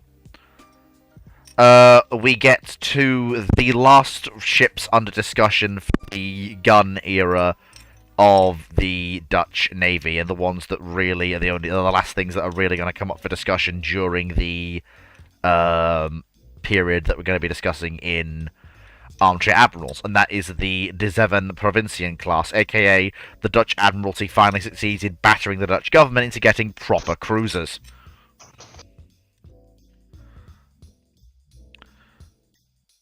So, you've basically got... So they come out as... Yes, they're designed with 2 twin and 2 triple 6-inch gun turrets. So they're designed to be 10-gun, 12,000-ton cruisers. Basically designed to just go, right, we're actually going to have proper cruisers. They are... Basically... They're laid down in 1939. Work resumes on the first of them, actually, even before the end... resumes on De Ruyter before the end of the war. And she's launched in 24th December 1944. But they both actually commission on the same day, 18th of November 1953.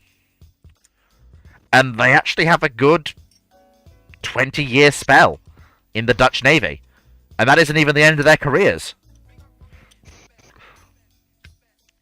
De Ruyter goes on to serve with the Peruvian Navy. Becoming Almirante Grau. And De Zeven Provincia joins her 3 years later, becoming Aguirre, I believe. They both serve basically until the... Well, Aguirre was commissioned in 1999, but Almirante Grau served until 2017. She was meant to be preserved as a museum ship, but sadly she was sold for scrap. And I think she was one of the last gun cruisers still standing in the world. In active or semi-active service. The last. Yeah. The last explicitly. Yeah. And so she closed out the era of primarily gun-based combatants in the world's navies. Then No, it's I'd say more like she was a relic from that past era. I think that era was pretty firmly closed out significantly earlier, but... I know, but it sounded nicer. Drax should make a video on the War of the Pacific. Honestly, the video on the Huascar kind of is also a video on the wars she was involved with. He could probably do with making a more detailed version of those wars and the ships involved in them, but he does at least cover the War of the Pacific on a semi-basic level in the video on the Huascar. But very quickly, does anyone have any thoughts on the December Provincians? Because obviously they're completed to a different design with only 8 guns rather than 10. But that's more of a recognition of the way in which the cruiser has evolved during the Second World War. And their secondary armament fit is also much more modern, carrying 8 57mm guns and 8 40mm guns, which are all, I believe, radar directed. I mean, I'm gonna be that guy and just say the most interesting one is frankly the fate of Giuseppe Provincian herself, because she was actually converted to a guided missile cruiser. Yeah, and then also, I think uniquely deconverted as well. She was. in the end.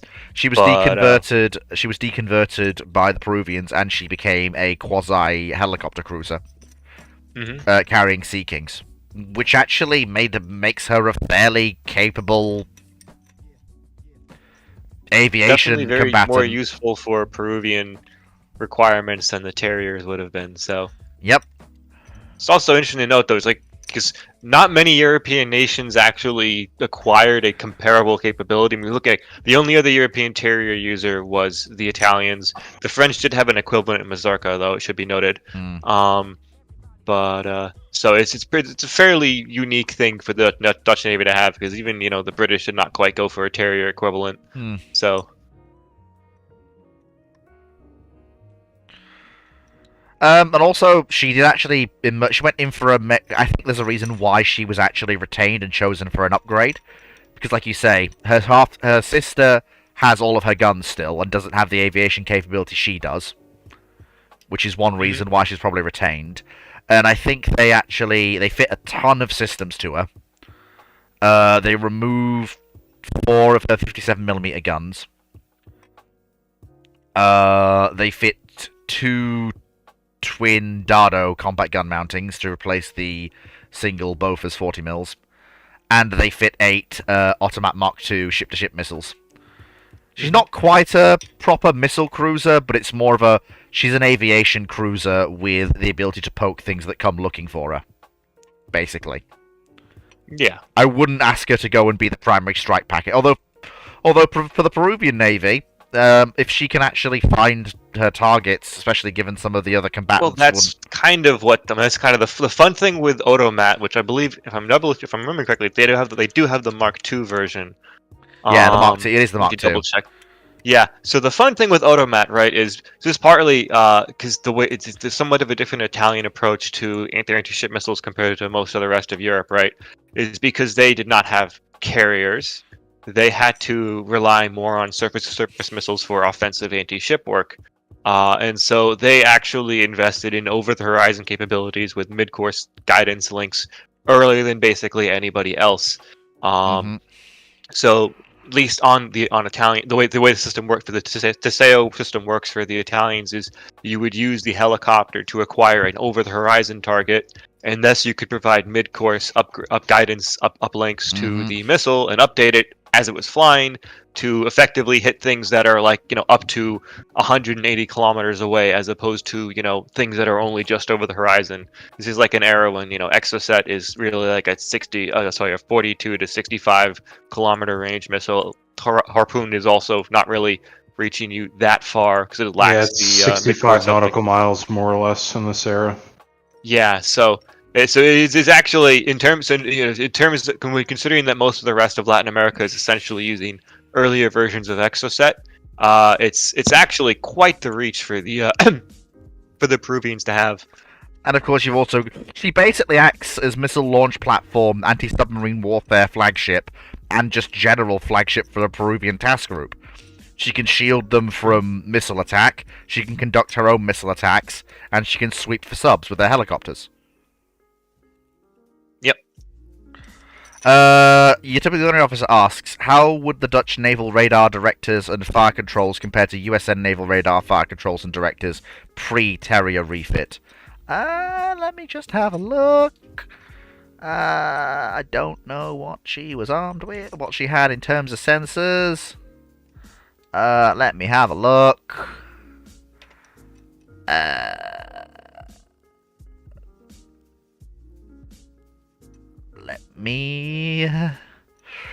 What was she fitted with?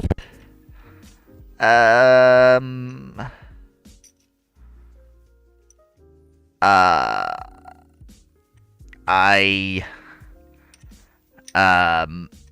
can't see any information on their sensor fit. On Wikipedia anyway. Yeah, Wikipedia unfortunately tends to suck at censorship, at censor sites for most ships that aren't British or American. A lot of Which one are you looking editors at? don't bother digging. Which ship are you looking for again? The 7 Provincian. Yeah, pre-carrier refit. Which, unfortunately, is going to be kind of hard to answer that because a lot of the information is not going to be so available. I mean, it's credit to where it's due. The Dutch have always had a reputation for having very good radars. In the post-war period, I don't know about immediately post-war, but certainly in the missile era, they're quite competitive. Especially a lot of their long-range search radars, in particular, that still get used by the navies to this day. But We're talking mostly it's Signal produced things. The Dutch Thales Netherlands group, as they are nowadays, but they were Signal in those days. They had a Sweco 4C PE CMS, which was their command management system. They had an LW08 early warning radar, a DA08 surface search radar, SDR 240 fire control, WM25 fire control, and a Lirod 8 optronic system, and a Decca 1226 navigation radar.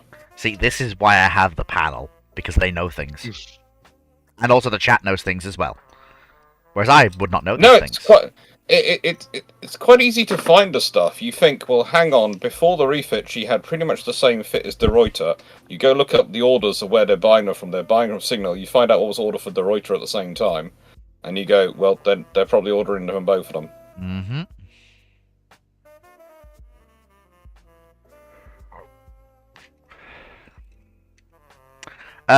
Yeah, but I think there's nothing particularly wrong with the Dutch. I would argue that the Dutch cruisers were apparently quite good gun platforms in service and were known to be fairly accurate with their 6-inch guns. So I would probably say it's horses for courses given Dutch and American post-war fire control and sensors for the gun cruisers.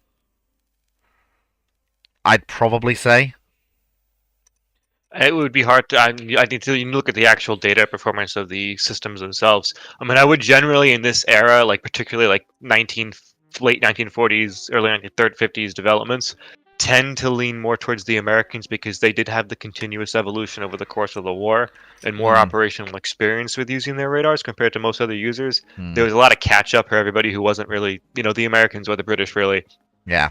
Trouble is, Phoenix, and nicest way that the Bofors and Sweden managed to maintain very good access throughout the war to everyone on all sides information, and managed to put that into a lot of their developments. And as anyone who's visited Sweden will tell you, their approach to armament and defense, and again, the same with Finland. Let's put it this way. The country which is most obvious in this view is Poland today.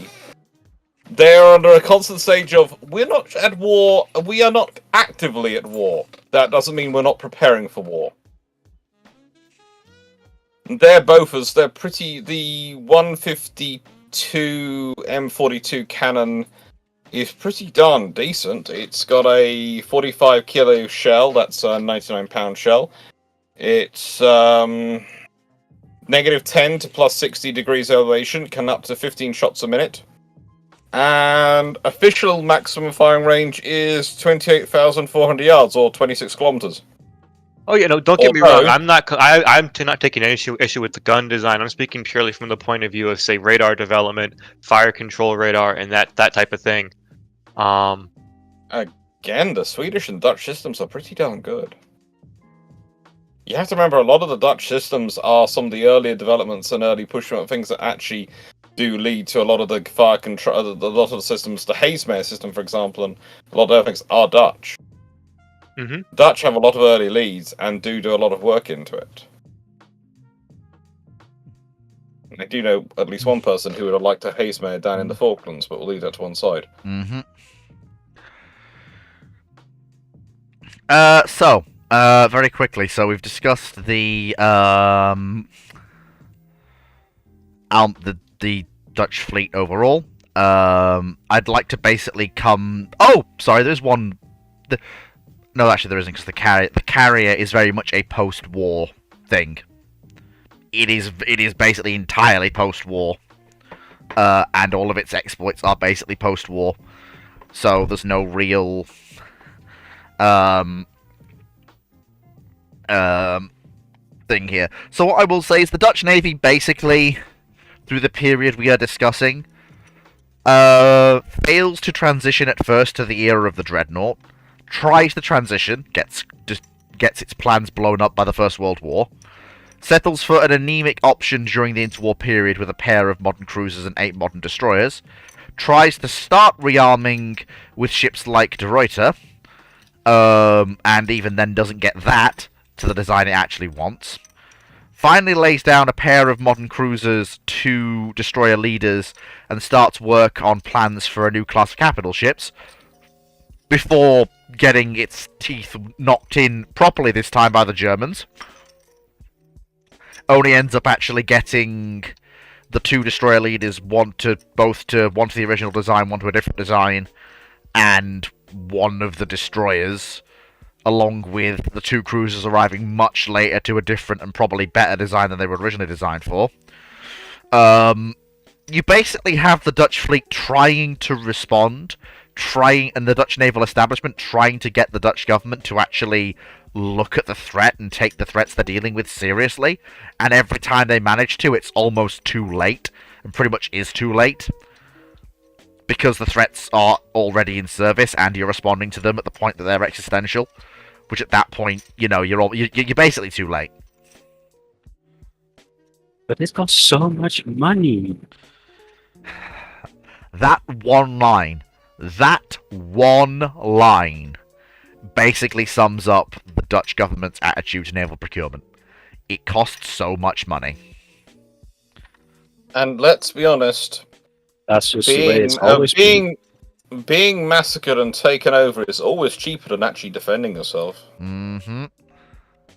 Oh yes, and of course, Megascrow is quite right. We mustn't forget the schnorkel the Dutch came up with. Yeah.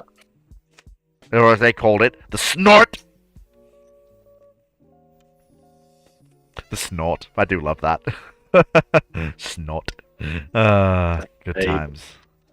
Good times. Never. Never. Dixie Totters. 3 hoeraatjes voor alle Nederlanders.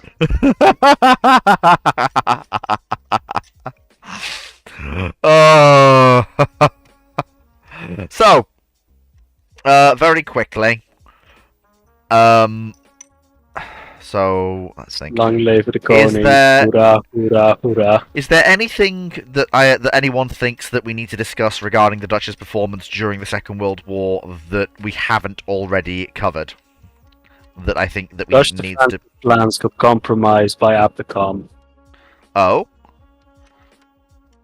Would you mind extrapolating? That sounds very interesting. Well, the original plan, ultimately then followed up by Naval CIC Johannes Theodorus Fuchsner, was to ultimately have the fleet move out into the South China Sea to raid Japanese logistical lines. Mm-hmm. This would have been done with the entire fleet, both then a combination of both submarines and cruisers or destroyers Mm-hmm. working together. It's also why Dutch submarine losses were so high in the first few weeks, because of the fact that full bombings were sent out pretty much every time they came back into port, reloaded, and then were sent out again. Mm-hmm. Also because they then, of course, had to operate without the surface elements that they had trained for to operate with. Yeah. Which is then ultimately why the submarine force ran out of steam numerous weeks into the war in the Pacific. Yeah. I think we also have to cover the gunboats, which is a good point. I mean, literally, obviously, your question's basically just been answered. You've literally heard what the Dutch plan was to counter Japanese attacks in the Dutch East Indies. It's realistically and can't be anything like Plan Orange. Because the Dutch don't have anything like the logistical capability, manpower, or resources for a plan of Plan Orange's scope. Did you cover the gunboats? Nope, but I will now. So from what I can see, the gunboats that were in service during World War II ran through 4 different classes. So you've got the Bruneo class gunboat, which is basically a 500-ish ton, it varies from ship to ship, class, with capable of 14 to 15 knots, armed with 4 10.5 centimeter or 4-inch guns. We're supposed to be decommissioned and replaced originally, but of course that plan didn't go through because we got attacked by the Germans. Yeah, only Gruno escaped to the UK, and she survived the war. The Flores-class gunboats were more modern and more heavily armed. They built 2, and there's a massive jump in size. So you basically triple the size, so 1,500 tons. 15 knots, triple expansion steam engines, 3 5.9-inch guns, 1 75mm gun, 4 50 caliber machine guns. Flores got a single 40mm pom-pom, 4 20mm Hotchkiss, and 8 303 machine guns. Soamba got 6 Orlikans. Which ship got the better fit AA-wise? I think it's Flores, because she got a 40mm and 4 20mm Hotchkiss, whereas Soamba only got 6 Orlikans.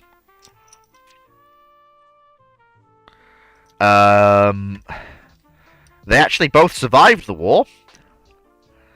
They had a decent fire control system. One of them, obviously we'll get to the other gunboats later on. So Flores escaped to Britain and was employed as a convoy escort. Samba was withdrawn to Colombo in March 4, 1942. They served together in the Mediterranean Sea and off the beaches of Normandy. They were engaged by shore-based artillery and bombers, but basically survived all the attacks. Apparently they were called by the British the Terrible Twins. That's just... Oh, that's funny. That's classic British tabloid newspaper, that is. That does not surprise me. Oh no, that's actually a different ship. That's the one-off that came after them. Oh my god, I'm probably gonna butcher this, but here we go. Johann Moritz von Nassau. Did I get that right? Johann Maurits von Nassau. So as part of the Battle of... Oh my god, I'm not even going to attempt to pronounce that. Kornwederzand. Kornwederzand, let's go! Really? Where's the C? I see no C. So basically, she took exception to a German attack on a fortification at the Oslo attack. Yeah, and she basically took exception to a battery of German 88mm guns and said, I don't care, you're 18 kilometers away. I'm going to murder you now. It's just awesome that the Dutch put 3 15cm guns on these. For a gunboat of their size, given their role supposed to be doing gunboat things in the Dutch East Indies, including shooting at shore-based targets, I think that's probably what you'd expect for a colonial gunboat. It's about right. Yeah, it's kind of like the Bougainvilles, yeah, but with a little bit bigger caliber. Yeah, although they definitely stepped up the AA protection on these ships as built, giving them a pair of 40 mils along with 450 cals. Yeah, my deuce! And 3 303 machine guns. So the Dutch Navy obviously evacuated. Von Nassau, basically, the first time the German aircraft attacked her, went, no, sorry, don't care. But unfortunately, the convoy that she was a part of, including the torpedo boats G-15, G-13, Jacob van Brakel, Duau Aux was a mine layer, the Nautilus, which is also a mine layer. Unfortunately, she took the hits from the German aircraft because she was the biggest ship in the convoy. She received 2 or 3 hits, depending on who you ask, and one of them caused a fire near an ammunition stack. So everyone went, nope, off we go, off the ship. Unfortunately, 17 crew members died. But we know where her wreck is. So she literally showed up, bombarded the German anti-aircraft battery, refused to elaborate further, then left, and then died immediately afterwards. Not a bad career for a gunboat during the Second World War.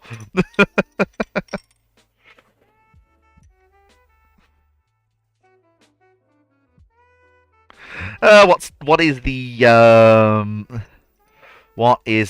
yes, so the next one is the one-off Van Kinsbergen. Finally, a ship I can pronounce.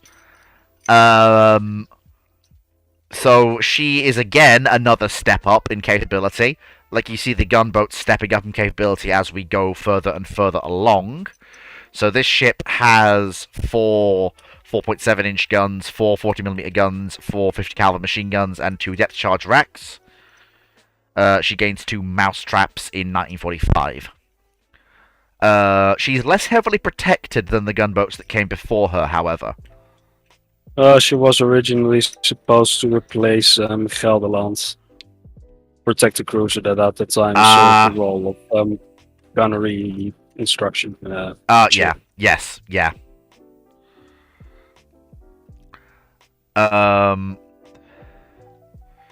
So, wow. Okay, she is in Curacao when the war breaks out, and she just goes, okay, 8 German merchant ships, excuse me, just gonna nick off with all of you. That's hilarious. So she basically operates in the Caribbean for basically her entire existence. She then meets the USS Tuscaloosa. Tuscaloosa. Thank you. That one. In the Atlantic, and she basically says, hey guys, look at my cool Bofors guns. Daka, daka, daka, daka, daka. USS Tuscan Raider. And the Americans literally go, if the Bofors won't sell them, the Dutch will sell them to us. Only after the war were the Swedes compensated for this. Just like basically her entire war is sail around the Caribbean and shoot at anything she finds that isn't Dutch, and if she doesn't shoot at it, she captures it. That's just it's the merry old adventures of Van Kinsbergen in the Caribbean. I guess you could say she's the Kinsberg of the Caribbean. Oh, good times. Good times. Hey, yeah. It was amazing humor. No one said I was a comedian. Okay, so, the K-class sloops. These are the ones that the Germans captured, and only one actually survived to be returned to the Netherlands. They marked a return to being more heavily armoured. We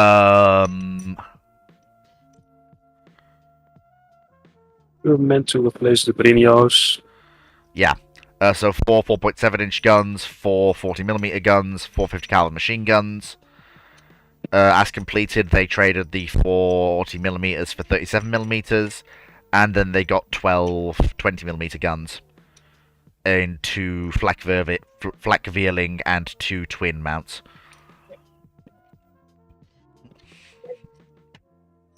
What did the Germans use her for? So the Germans used K3 in Norwegian and home waters, which makes perfect sense. I mean, fairly effective craft for patrolling the coast. And then she was returned to the Netherlands after the war. It didn't really do too much. in the Second World War K-class. Not as interesting as the other gunboats, but honestly, a set of very interesting designs. Good power projection assets, actually.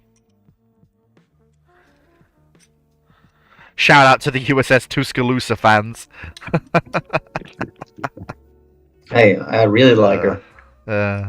Underrated US cruiser. Yeah, well, yeah, the Germans can't really do anything that isn't a surface-only mount because, well, there's very little they can do to the ship since it's very nearly complete. So, and given they just want to bring her into service as another coastal combatant, which they desperately need more of, the only things to really do are fit surface mount light AA guns, 37s and 20s.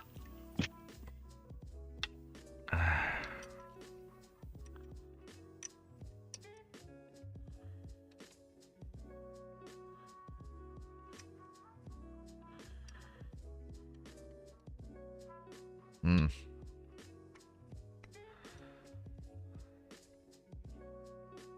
Hmm. So, I think so. We've covered the gunboats. We've covered the Dutch Navy. We've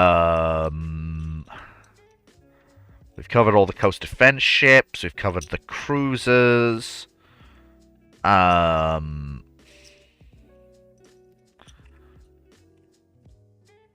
don't think there's anything we haven't covered.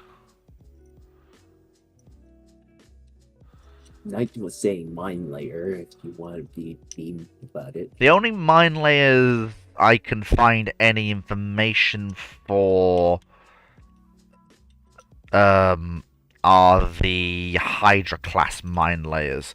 There were plenty of others, but I'm actually trying to find the... There we go. Okay, so there's a Dew-Aux class, Poe Patrick class, Krakatoa class, Nautilus, Rigel, Prince Van Orange, which obviously is Prince of Orange, Jan van Brakel, William van der Zaan, oh, that's a hell of a name, the Ram, and the Mijnjegenlegger one. Good times. So all of these ships seem to have various... It depends that... It seems to be some are ocean-going mine layers, like the William van der Zaan.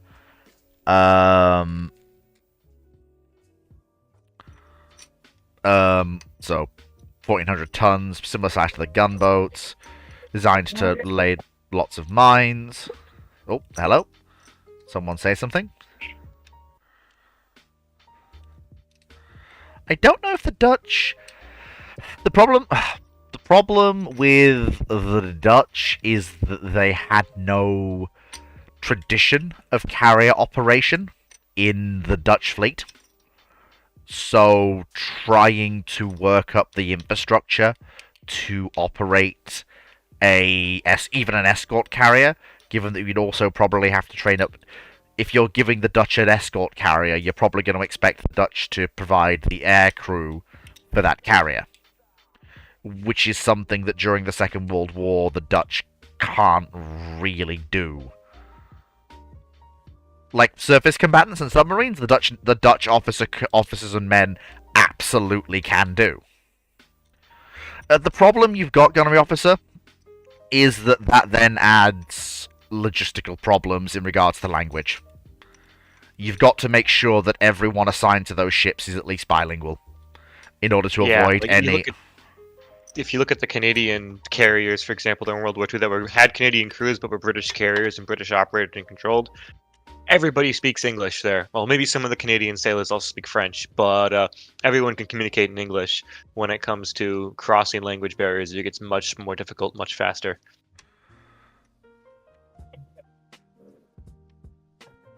But yeah, basically that's the thing with... Sorry, we got a bit sidetracked, Knight.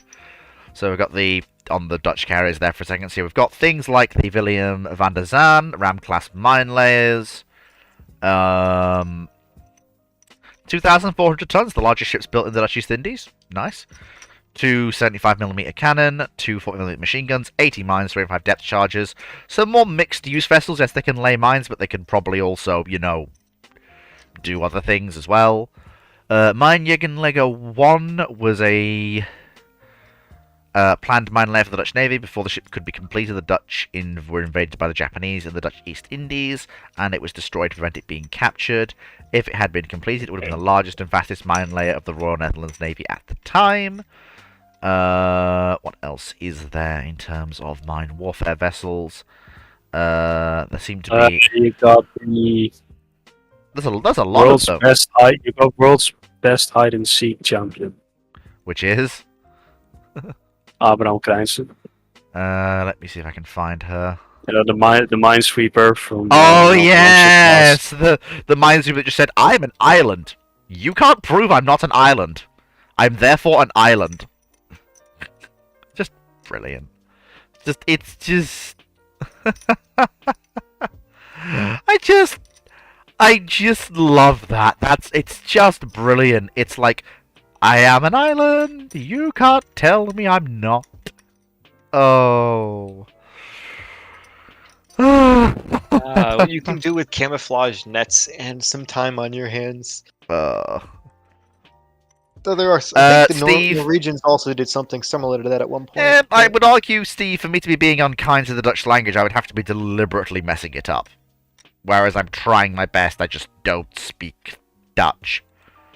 For me to be being unkind, it has to be a deliberate act, which it isn't.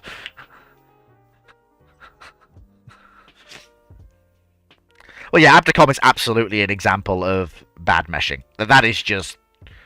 It was thrown together incredibly hurriedly. I don't believe there was any pre-war planning for a undertaking of its kind, as far as I'm aware. Just another example of the Brits absolutely messing up any and all that strategy in the war.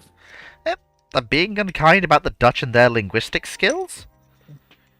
I mean... Let's be honest. Do you mean in terms Jij of... spreekt geen Nederlands. Do you mean...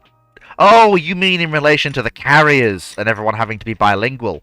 Well, that's just basic logistics of operating a military. You basically don't want to have any form of trouble at all. Yes, a lot of Dutch people, even in the 40s, could speak multiple languages, but you'd still probably prefer to have, if you have a Dutch carrier, you'd want it to be all Dutch. God forbid the Belgians ever get a carrier. Yeah, I mean... That will never happen. I mean, That will never, ever happen. I mean, like I said... Under any circumstances, not happening. I mean, No, yes... no. There is a full agreement. It's along with them not being allowed an empire ever. They're not allowed a carrier, a capital ship. In fact, honestly, we're not sure about them having a trawler. Yeah. Okay. Look, Steve. Steve, I get what you're saying with languages, and I But understand. even if it did, you'd have like the bottom half would be French speaking, yeah. and the bottom half would be Dutch. But yeah, Steve, you've But they still... would not communicate. Yeah, but Steve, you'd still probably also, as a point of pride, want the Dutch to have it be entirely a Dutch vessel, if you're giving them an escort carrier at all. Which at that point then rules it out, because you can't... The Dutch don't have a... Suppose you could run Dutch pilots through Allied training schools for carrier aviators, which is something I suppose you could do, but for a single vessel... But they have a limit on the personnel that's available. In the nicest way, there's only so much free Dutch to go around, and honestly, that wasn't the best use of them. So, the thing is, any carrier pilot naval aviation is casualty. going to be... Yeah. It's going to be wearing on your personnel numbers. It's kind of like, why did the Poles only get what they got, and why did... There's a certain point at which people go, well, the Poles would have wanted a battleship if the Poles had managed to capture the Bismarck. Let's say they did do that. Crewing the Bismarck would have wiped out quite a large chunk of the Polish war effort. Free Polish war effort. Yep. Basically. I mean, the Dutch government did actually continue the whole thing with the Dutch East Indies was that that was the Netherlands while the homeland was occupied. Well, no, the Dutch government and the royal family escaped to Canada because it was a safe place to run the war from. There was no point interfering in the governmental structure of the Dutch East Indies when it already functioned as a semi-independent polity. Why why should the Dutch government from the Netherlands move to the Dutch East Indies and interfere with the stable running of that state, whereas they can just keep the Also, when it's wildly exposed to attack with no easy avenue of retreat from.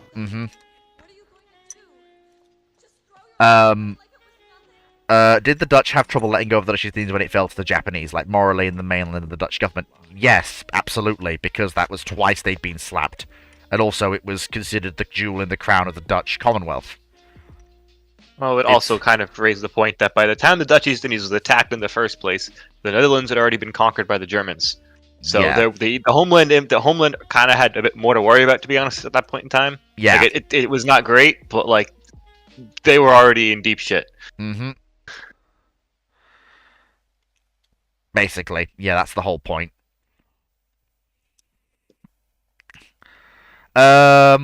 Fleet of Oceans, have you played War on the Sea, the Abdicon mod? I have not played the Abdicon mod for War on the Sea. I haven't played War on the Sea in ages, actually. Might have to do that at some point. But yeah, I mean, the Dutch fight, the Dutch Navy and the Dutch forces in exile, Dutch infantry, and what divisions they raise in exile, fight very well with the Allies. They are absolutely, they deserve to be remembered for their contributions, as all of the government in exile formations do, from the French through the Belgians, through the Greeks, through every exile government that helped in the war effort, and even those other minor powers that weren't. So, for example, the work and fighting the Brazilian Expeditionary Force did in Italy, for example, that absolutely deserves to be remembered.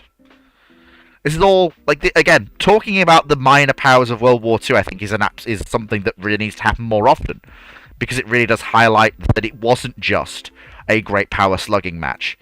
Pretty much every nation on the planet was involved in some way or another, and even those that weren't directly involved in the conflict were tied to it inextricably.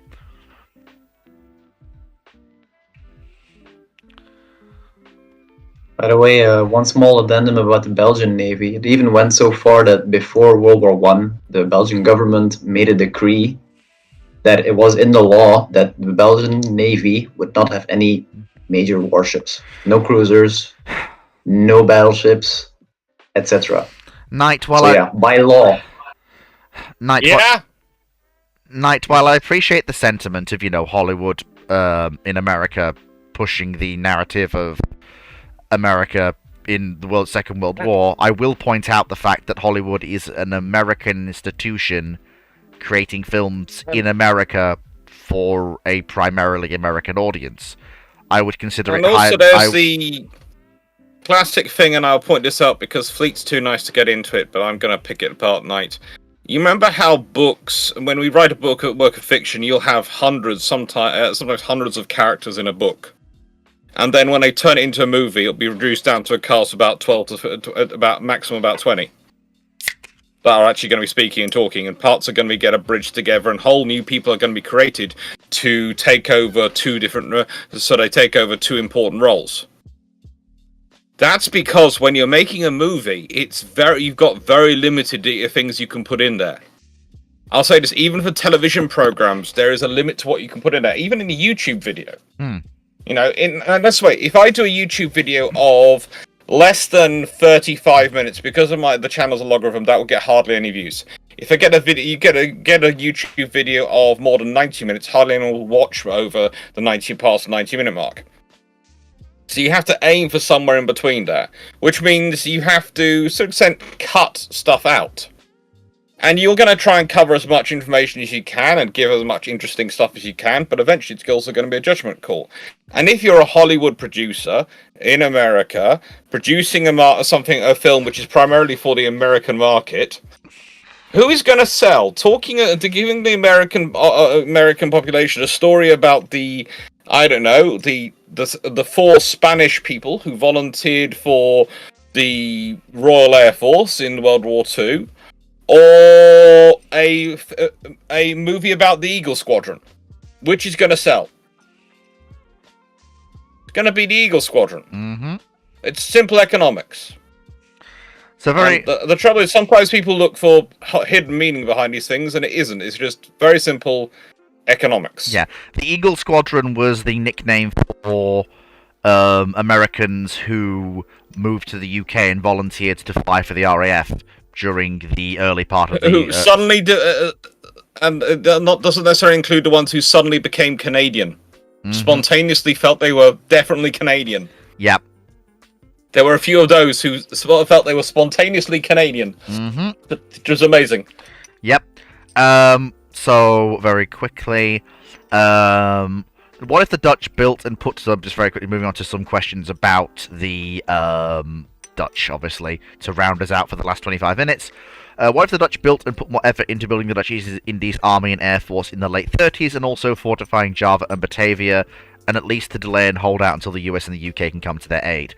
The problem you've got... There literally were plans for that. Yeah, the problem you've got It's is just that... getting them to do it. Yeah, the problem you've got is that investing On in... time. Yes.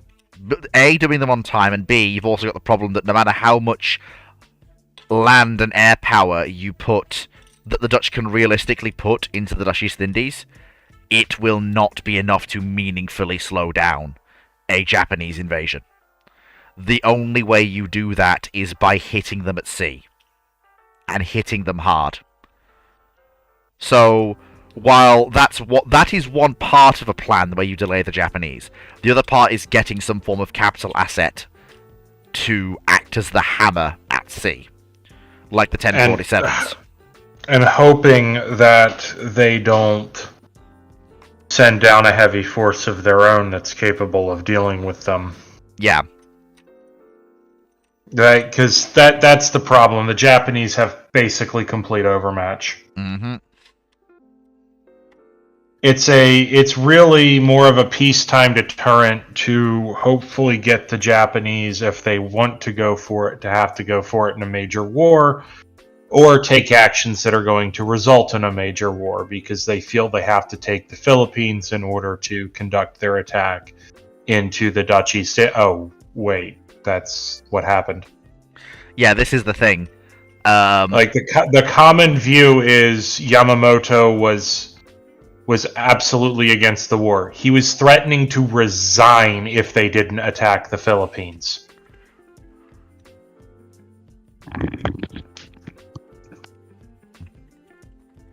Typical gunner officer. Is that an Aegis Montana? It's one of the various sea power modders going nuts. Yes. Going nuts. He's nuts. I want to rant, but I don't want to rant. Nuts. That's absolute insanity. That is called, that ship cannot, it is not an Aegis ship, that is a ship that will break its entire electronic systems once when it fires its main guns. It's a very expensive way of wasting money, but, you know. I don't mind people doing rebuilds to gun combatants, but they have to consider how those ships are going to protect their electronics, otherwise my immersion breaks. And that ship is just immersion breaking. Its Aegis fire control system will be shattered by the shock of its main guns going off. It's got no safe... Yes, its missiles are fine where... The central bank of VLS is mostly okay where it is. Just about, if you shockproof it enough. But the rear pack of VLS is far too close to the super-firing 16-inch gun turret. I don't care how much you shockproof that, that's going to wreck the missile control systems and the connecting wires when those guns go off.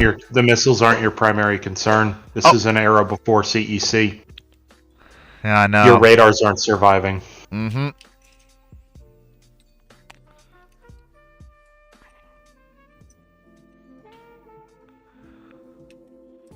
The only way you could possibly make the radars work is if you could actually raise them up higher in the position they're in. Yeah, and even then, you still have to do an awful lot of work to shockproof them. You're going to have to make it an aluminium mast. Mm-hmm. The fleet, there's really not much you can do to shockproof them to the degree you need. You have to find an area that's... Because you go to shock, make the radar more shock resistant, you lower its sensitivity. Oh no, I'm aware. Like this is why I said this is why I'm basically saying this is what you would have to do. But as you've just said, the bit I was going to say, you also wouldn't The realistically do that. The other scenario you could potentially do, and Cyclic is going to hate me for suggesting this, but you could make the radar like Porsche headlights. Eh? It disappears inside the mast when they're firing the main gun. Even then, that's still You can't do that with a Pisa like that, a flat-faced Pisa, unless you have like shutters you could close over top of it. Even That's then, what I was thinking. Even then, you've still got the shock passing through the ship's superstructure rather than passing through the air. Well, yes, but That's you can limit that. that's less of a problem. You can limit that far more than you can limit the shock going through the air. But this also gets back to the point of, if it's so complicated to try and mount these systems on these ships, why are you trying to put them on the battleship in the first place versus building the dedicated single ship? That's a lot smaller, requires far less Yes, crew. but this does come with 12 16-inch 50s, which just makes it sexy. It makes it sexy, Not yes, practical. but doesn't. Not practical, but sexy. Thing Wait, is, so what I said there. you can have I missile. wasn't saying practical, I was saying sexy. Look, you Now, can Now, have. are we real quick? Are we done with the Dutch things? I think Yes. we're pretty much. Because if we are, I want to pose a question. Oh boy. Um, You posing that a question. Oh boy. Phoenix and I got asked last night by What Is Moo. Oh boy. Oh boy. Why? Phoenix already knows where I'm going with this one. Oh no. Tragically, yes. It's and it's largely because we got Dr. Clark here. Okay. If the U.S. knew, or I should say, had a better clue Ooh, in,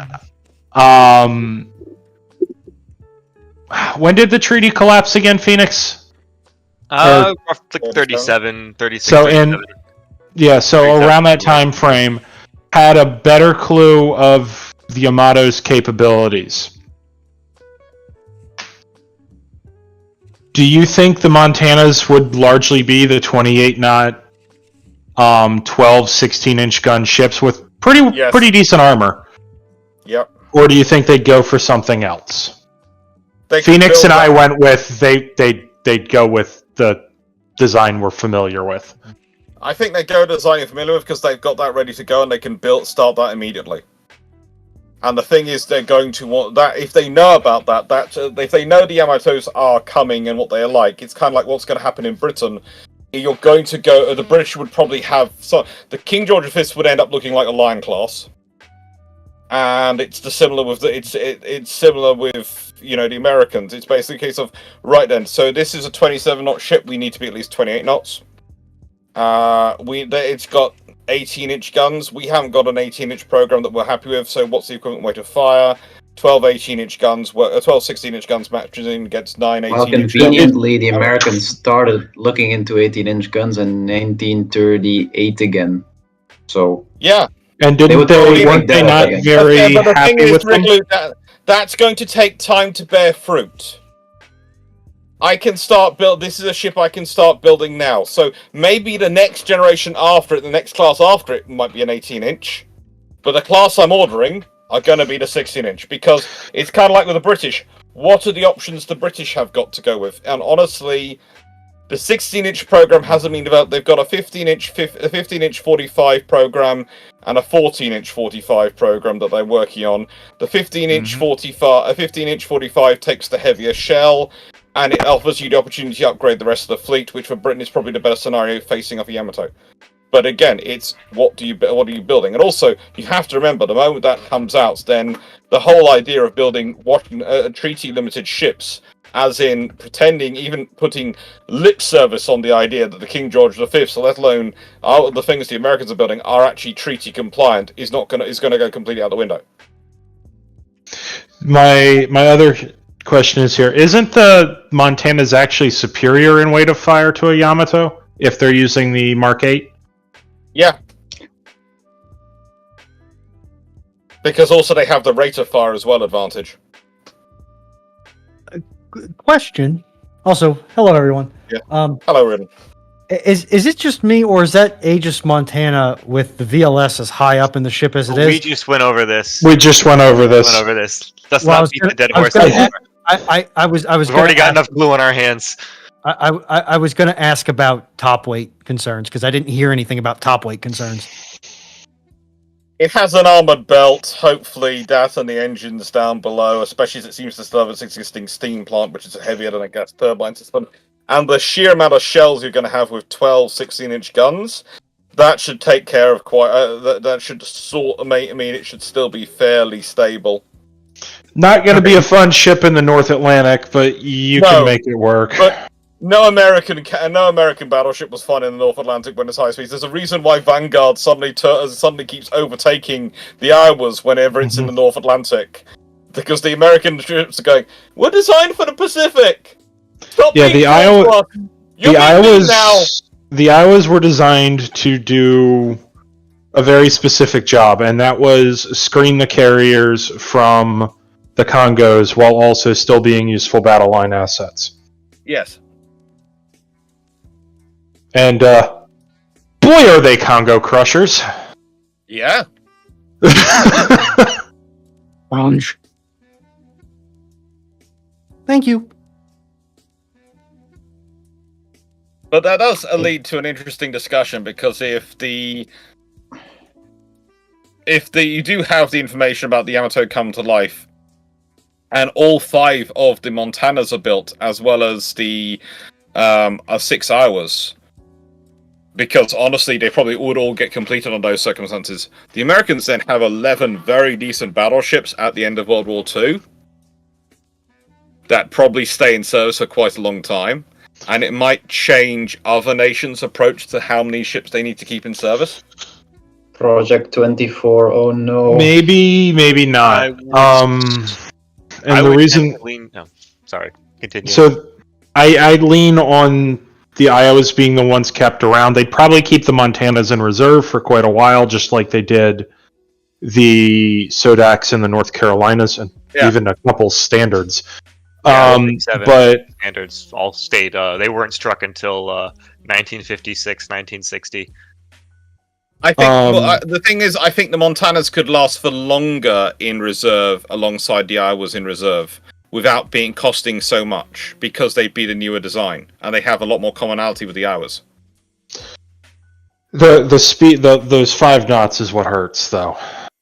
Yes, but there becomes the scenario of what are they being kept around for versus what are the Iowas being kept around for?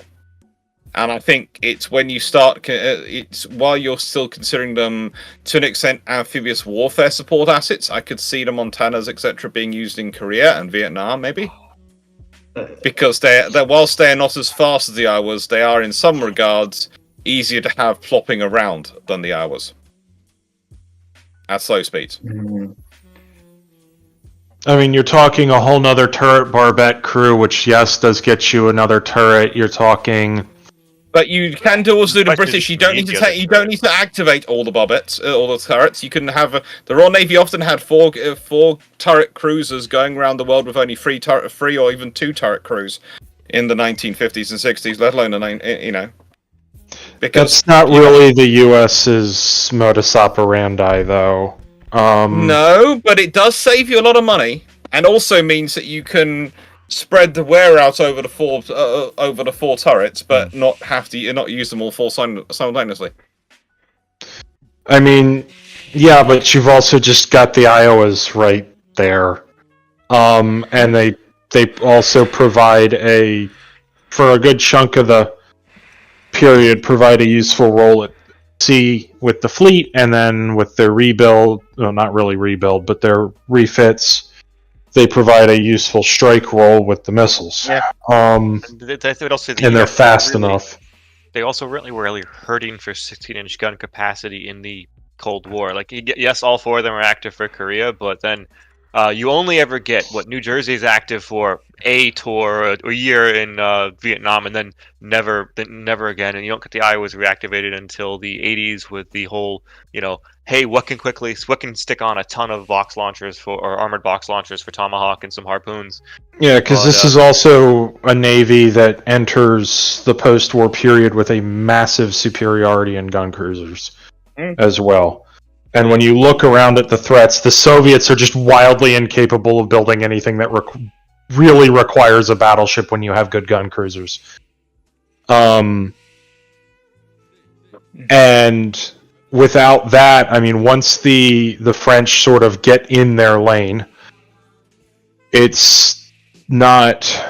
If this is from the US's perspective, there's not a lot that requires an Iowa when you have the Des Moines, you have some Baltimores kicking around.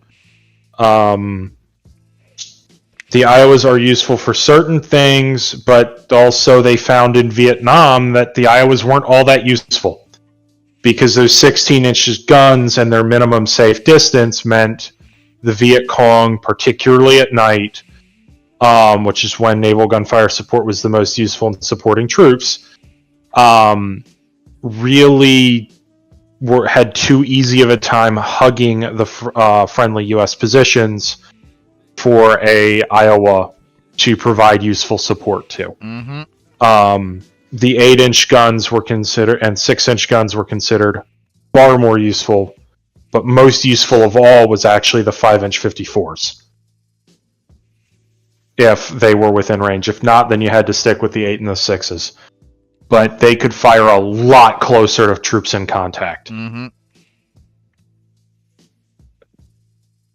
I was thinking about this, because this is a scenario where they found out about Yamato in 1938, right?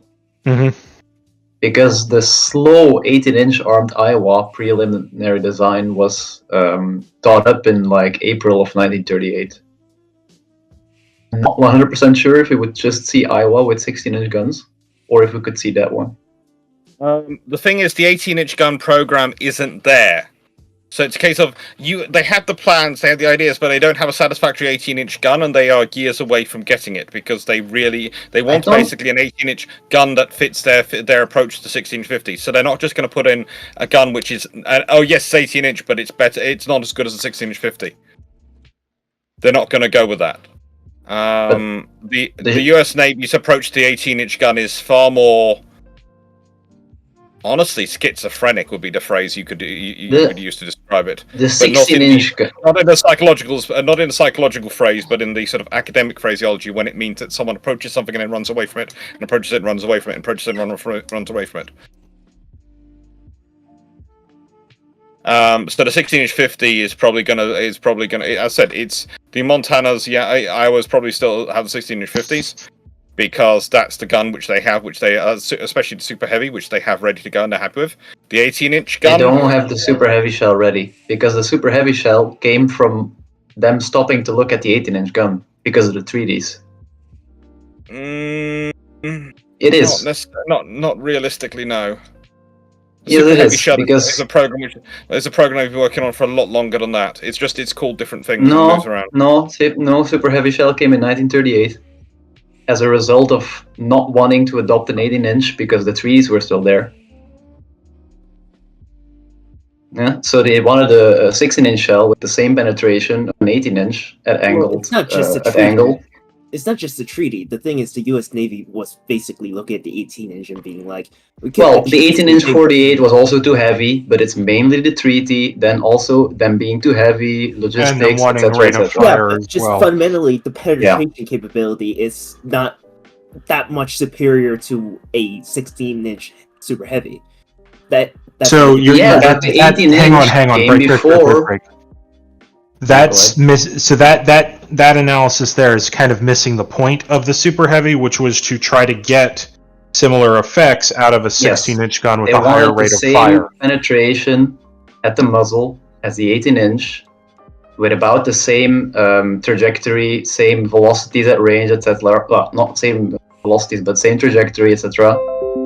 with a 16-inch instead of an 18-inch shell. So they made it longer, and it kept breaking during testing. So they had to develop sheet hardening techniques, etc., etc., and that's how you get the super heavy shell, right? And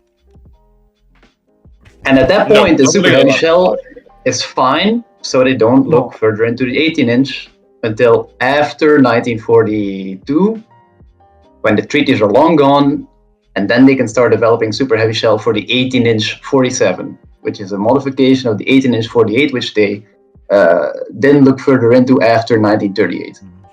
That's what the story is on that. That misses out a whole lot of American shell development, but you do you. I'm too tired and hungry to get into this debate tonight. Wait, you're from Hungary? No, I'm hungry. I haven't had lunch. My dinner. I know. That fell flat. Yeah. Yeah. Bloody shame. So we cannot run Dr. Clark on brew alone. No, I do like food occasionally. Food is occasionally required. Right. So, we're coming up on 8 o'clock, which is, as you all know, the cutoff for Fleet's Random Ramblings. I hope you've all enjoyed this Dutch-themed episode, and it's given me a lot of prep for Friday. So I'm actually fairly confident in my ability to talk to thousands of people about the Dutch Navy on Friday. So that ought to be good. Good luck. Yes, indeed. If any of you are wondering, so actually I'm probably going to get this announcement now, if any of you are surprised to not see Rule the Waves on YouTube tomorrow, that is because it will be now streamed on Twitch with the VODs uploaded to YouTube after the fact. So make sure that you follow the links on the channel to Twitch if you want to catch that, if you are a normal viewer of the Rule the Waves streams. Same thing with Railroader on Wednesday. No catch-up ramblings on Friday, as you know, because I'll be on Armchair Admirals. And then, of course, Brew Ships, Sunday streaming on Sunday, and then Brew Ships after that. So, all being well, I'll see most of you tomorrow. As per usual, I will now shut the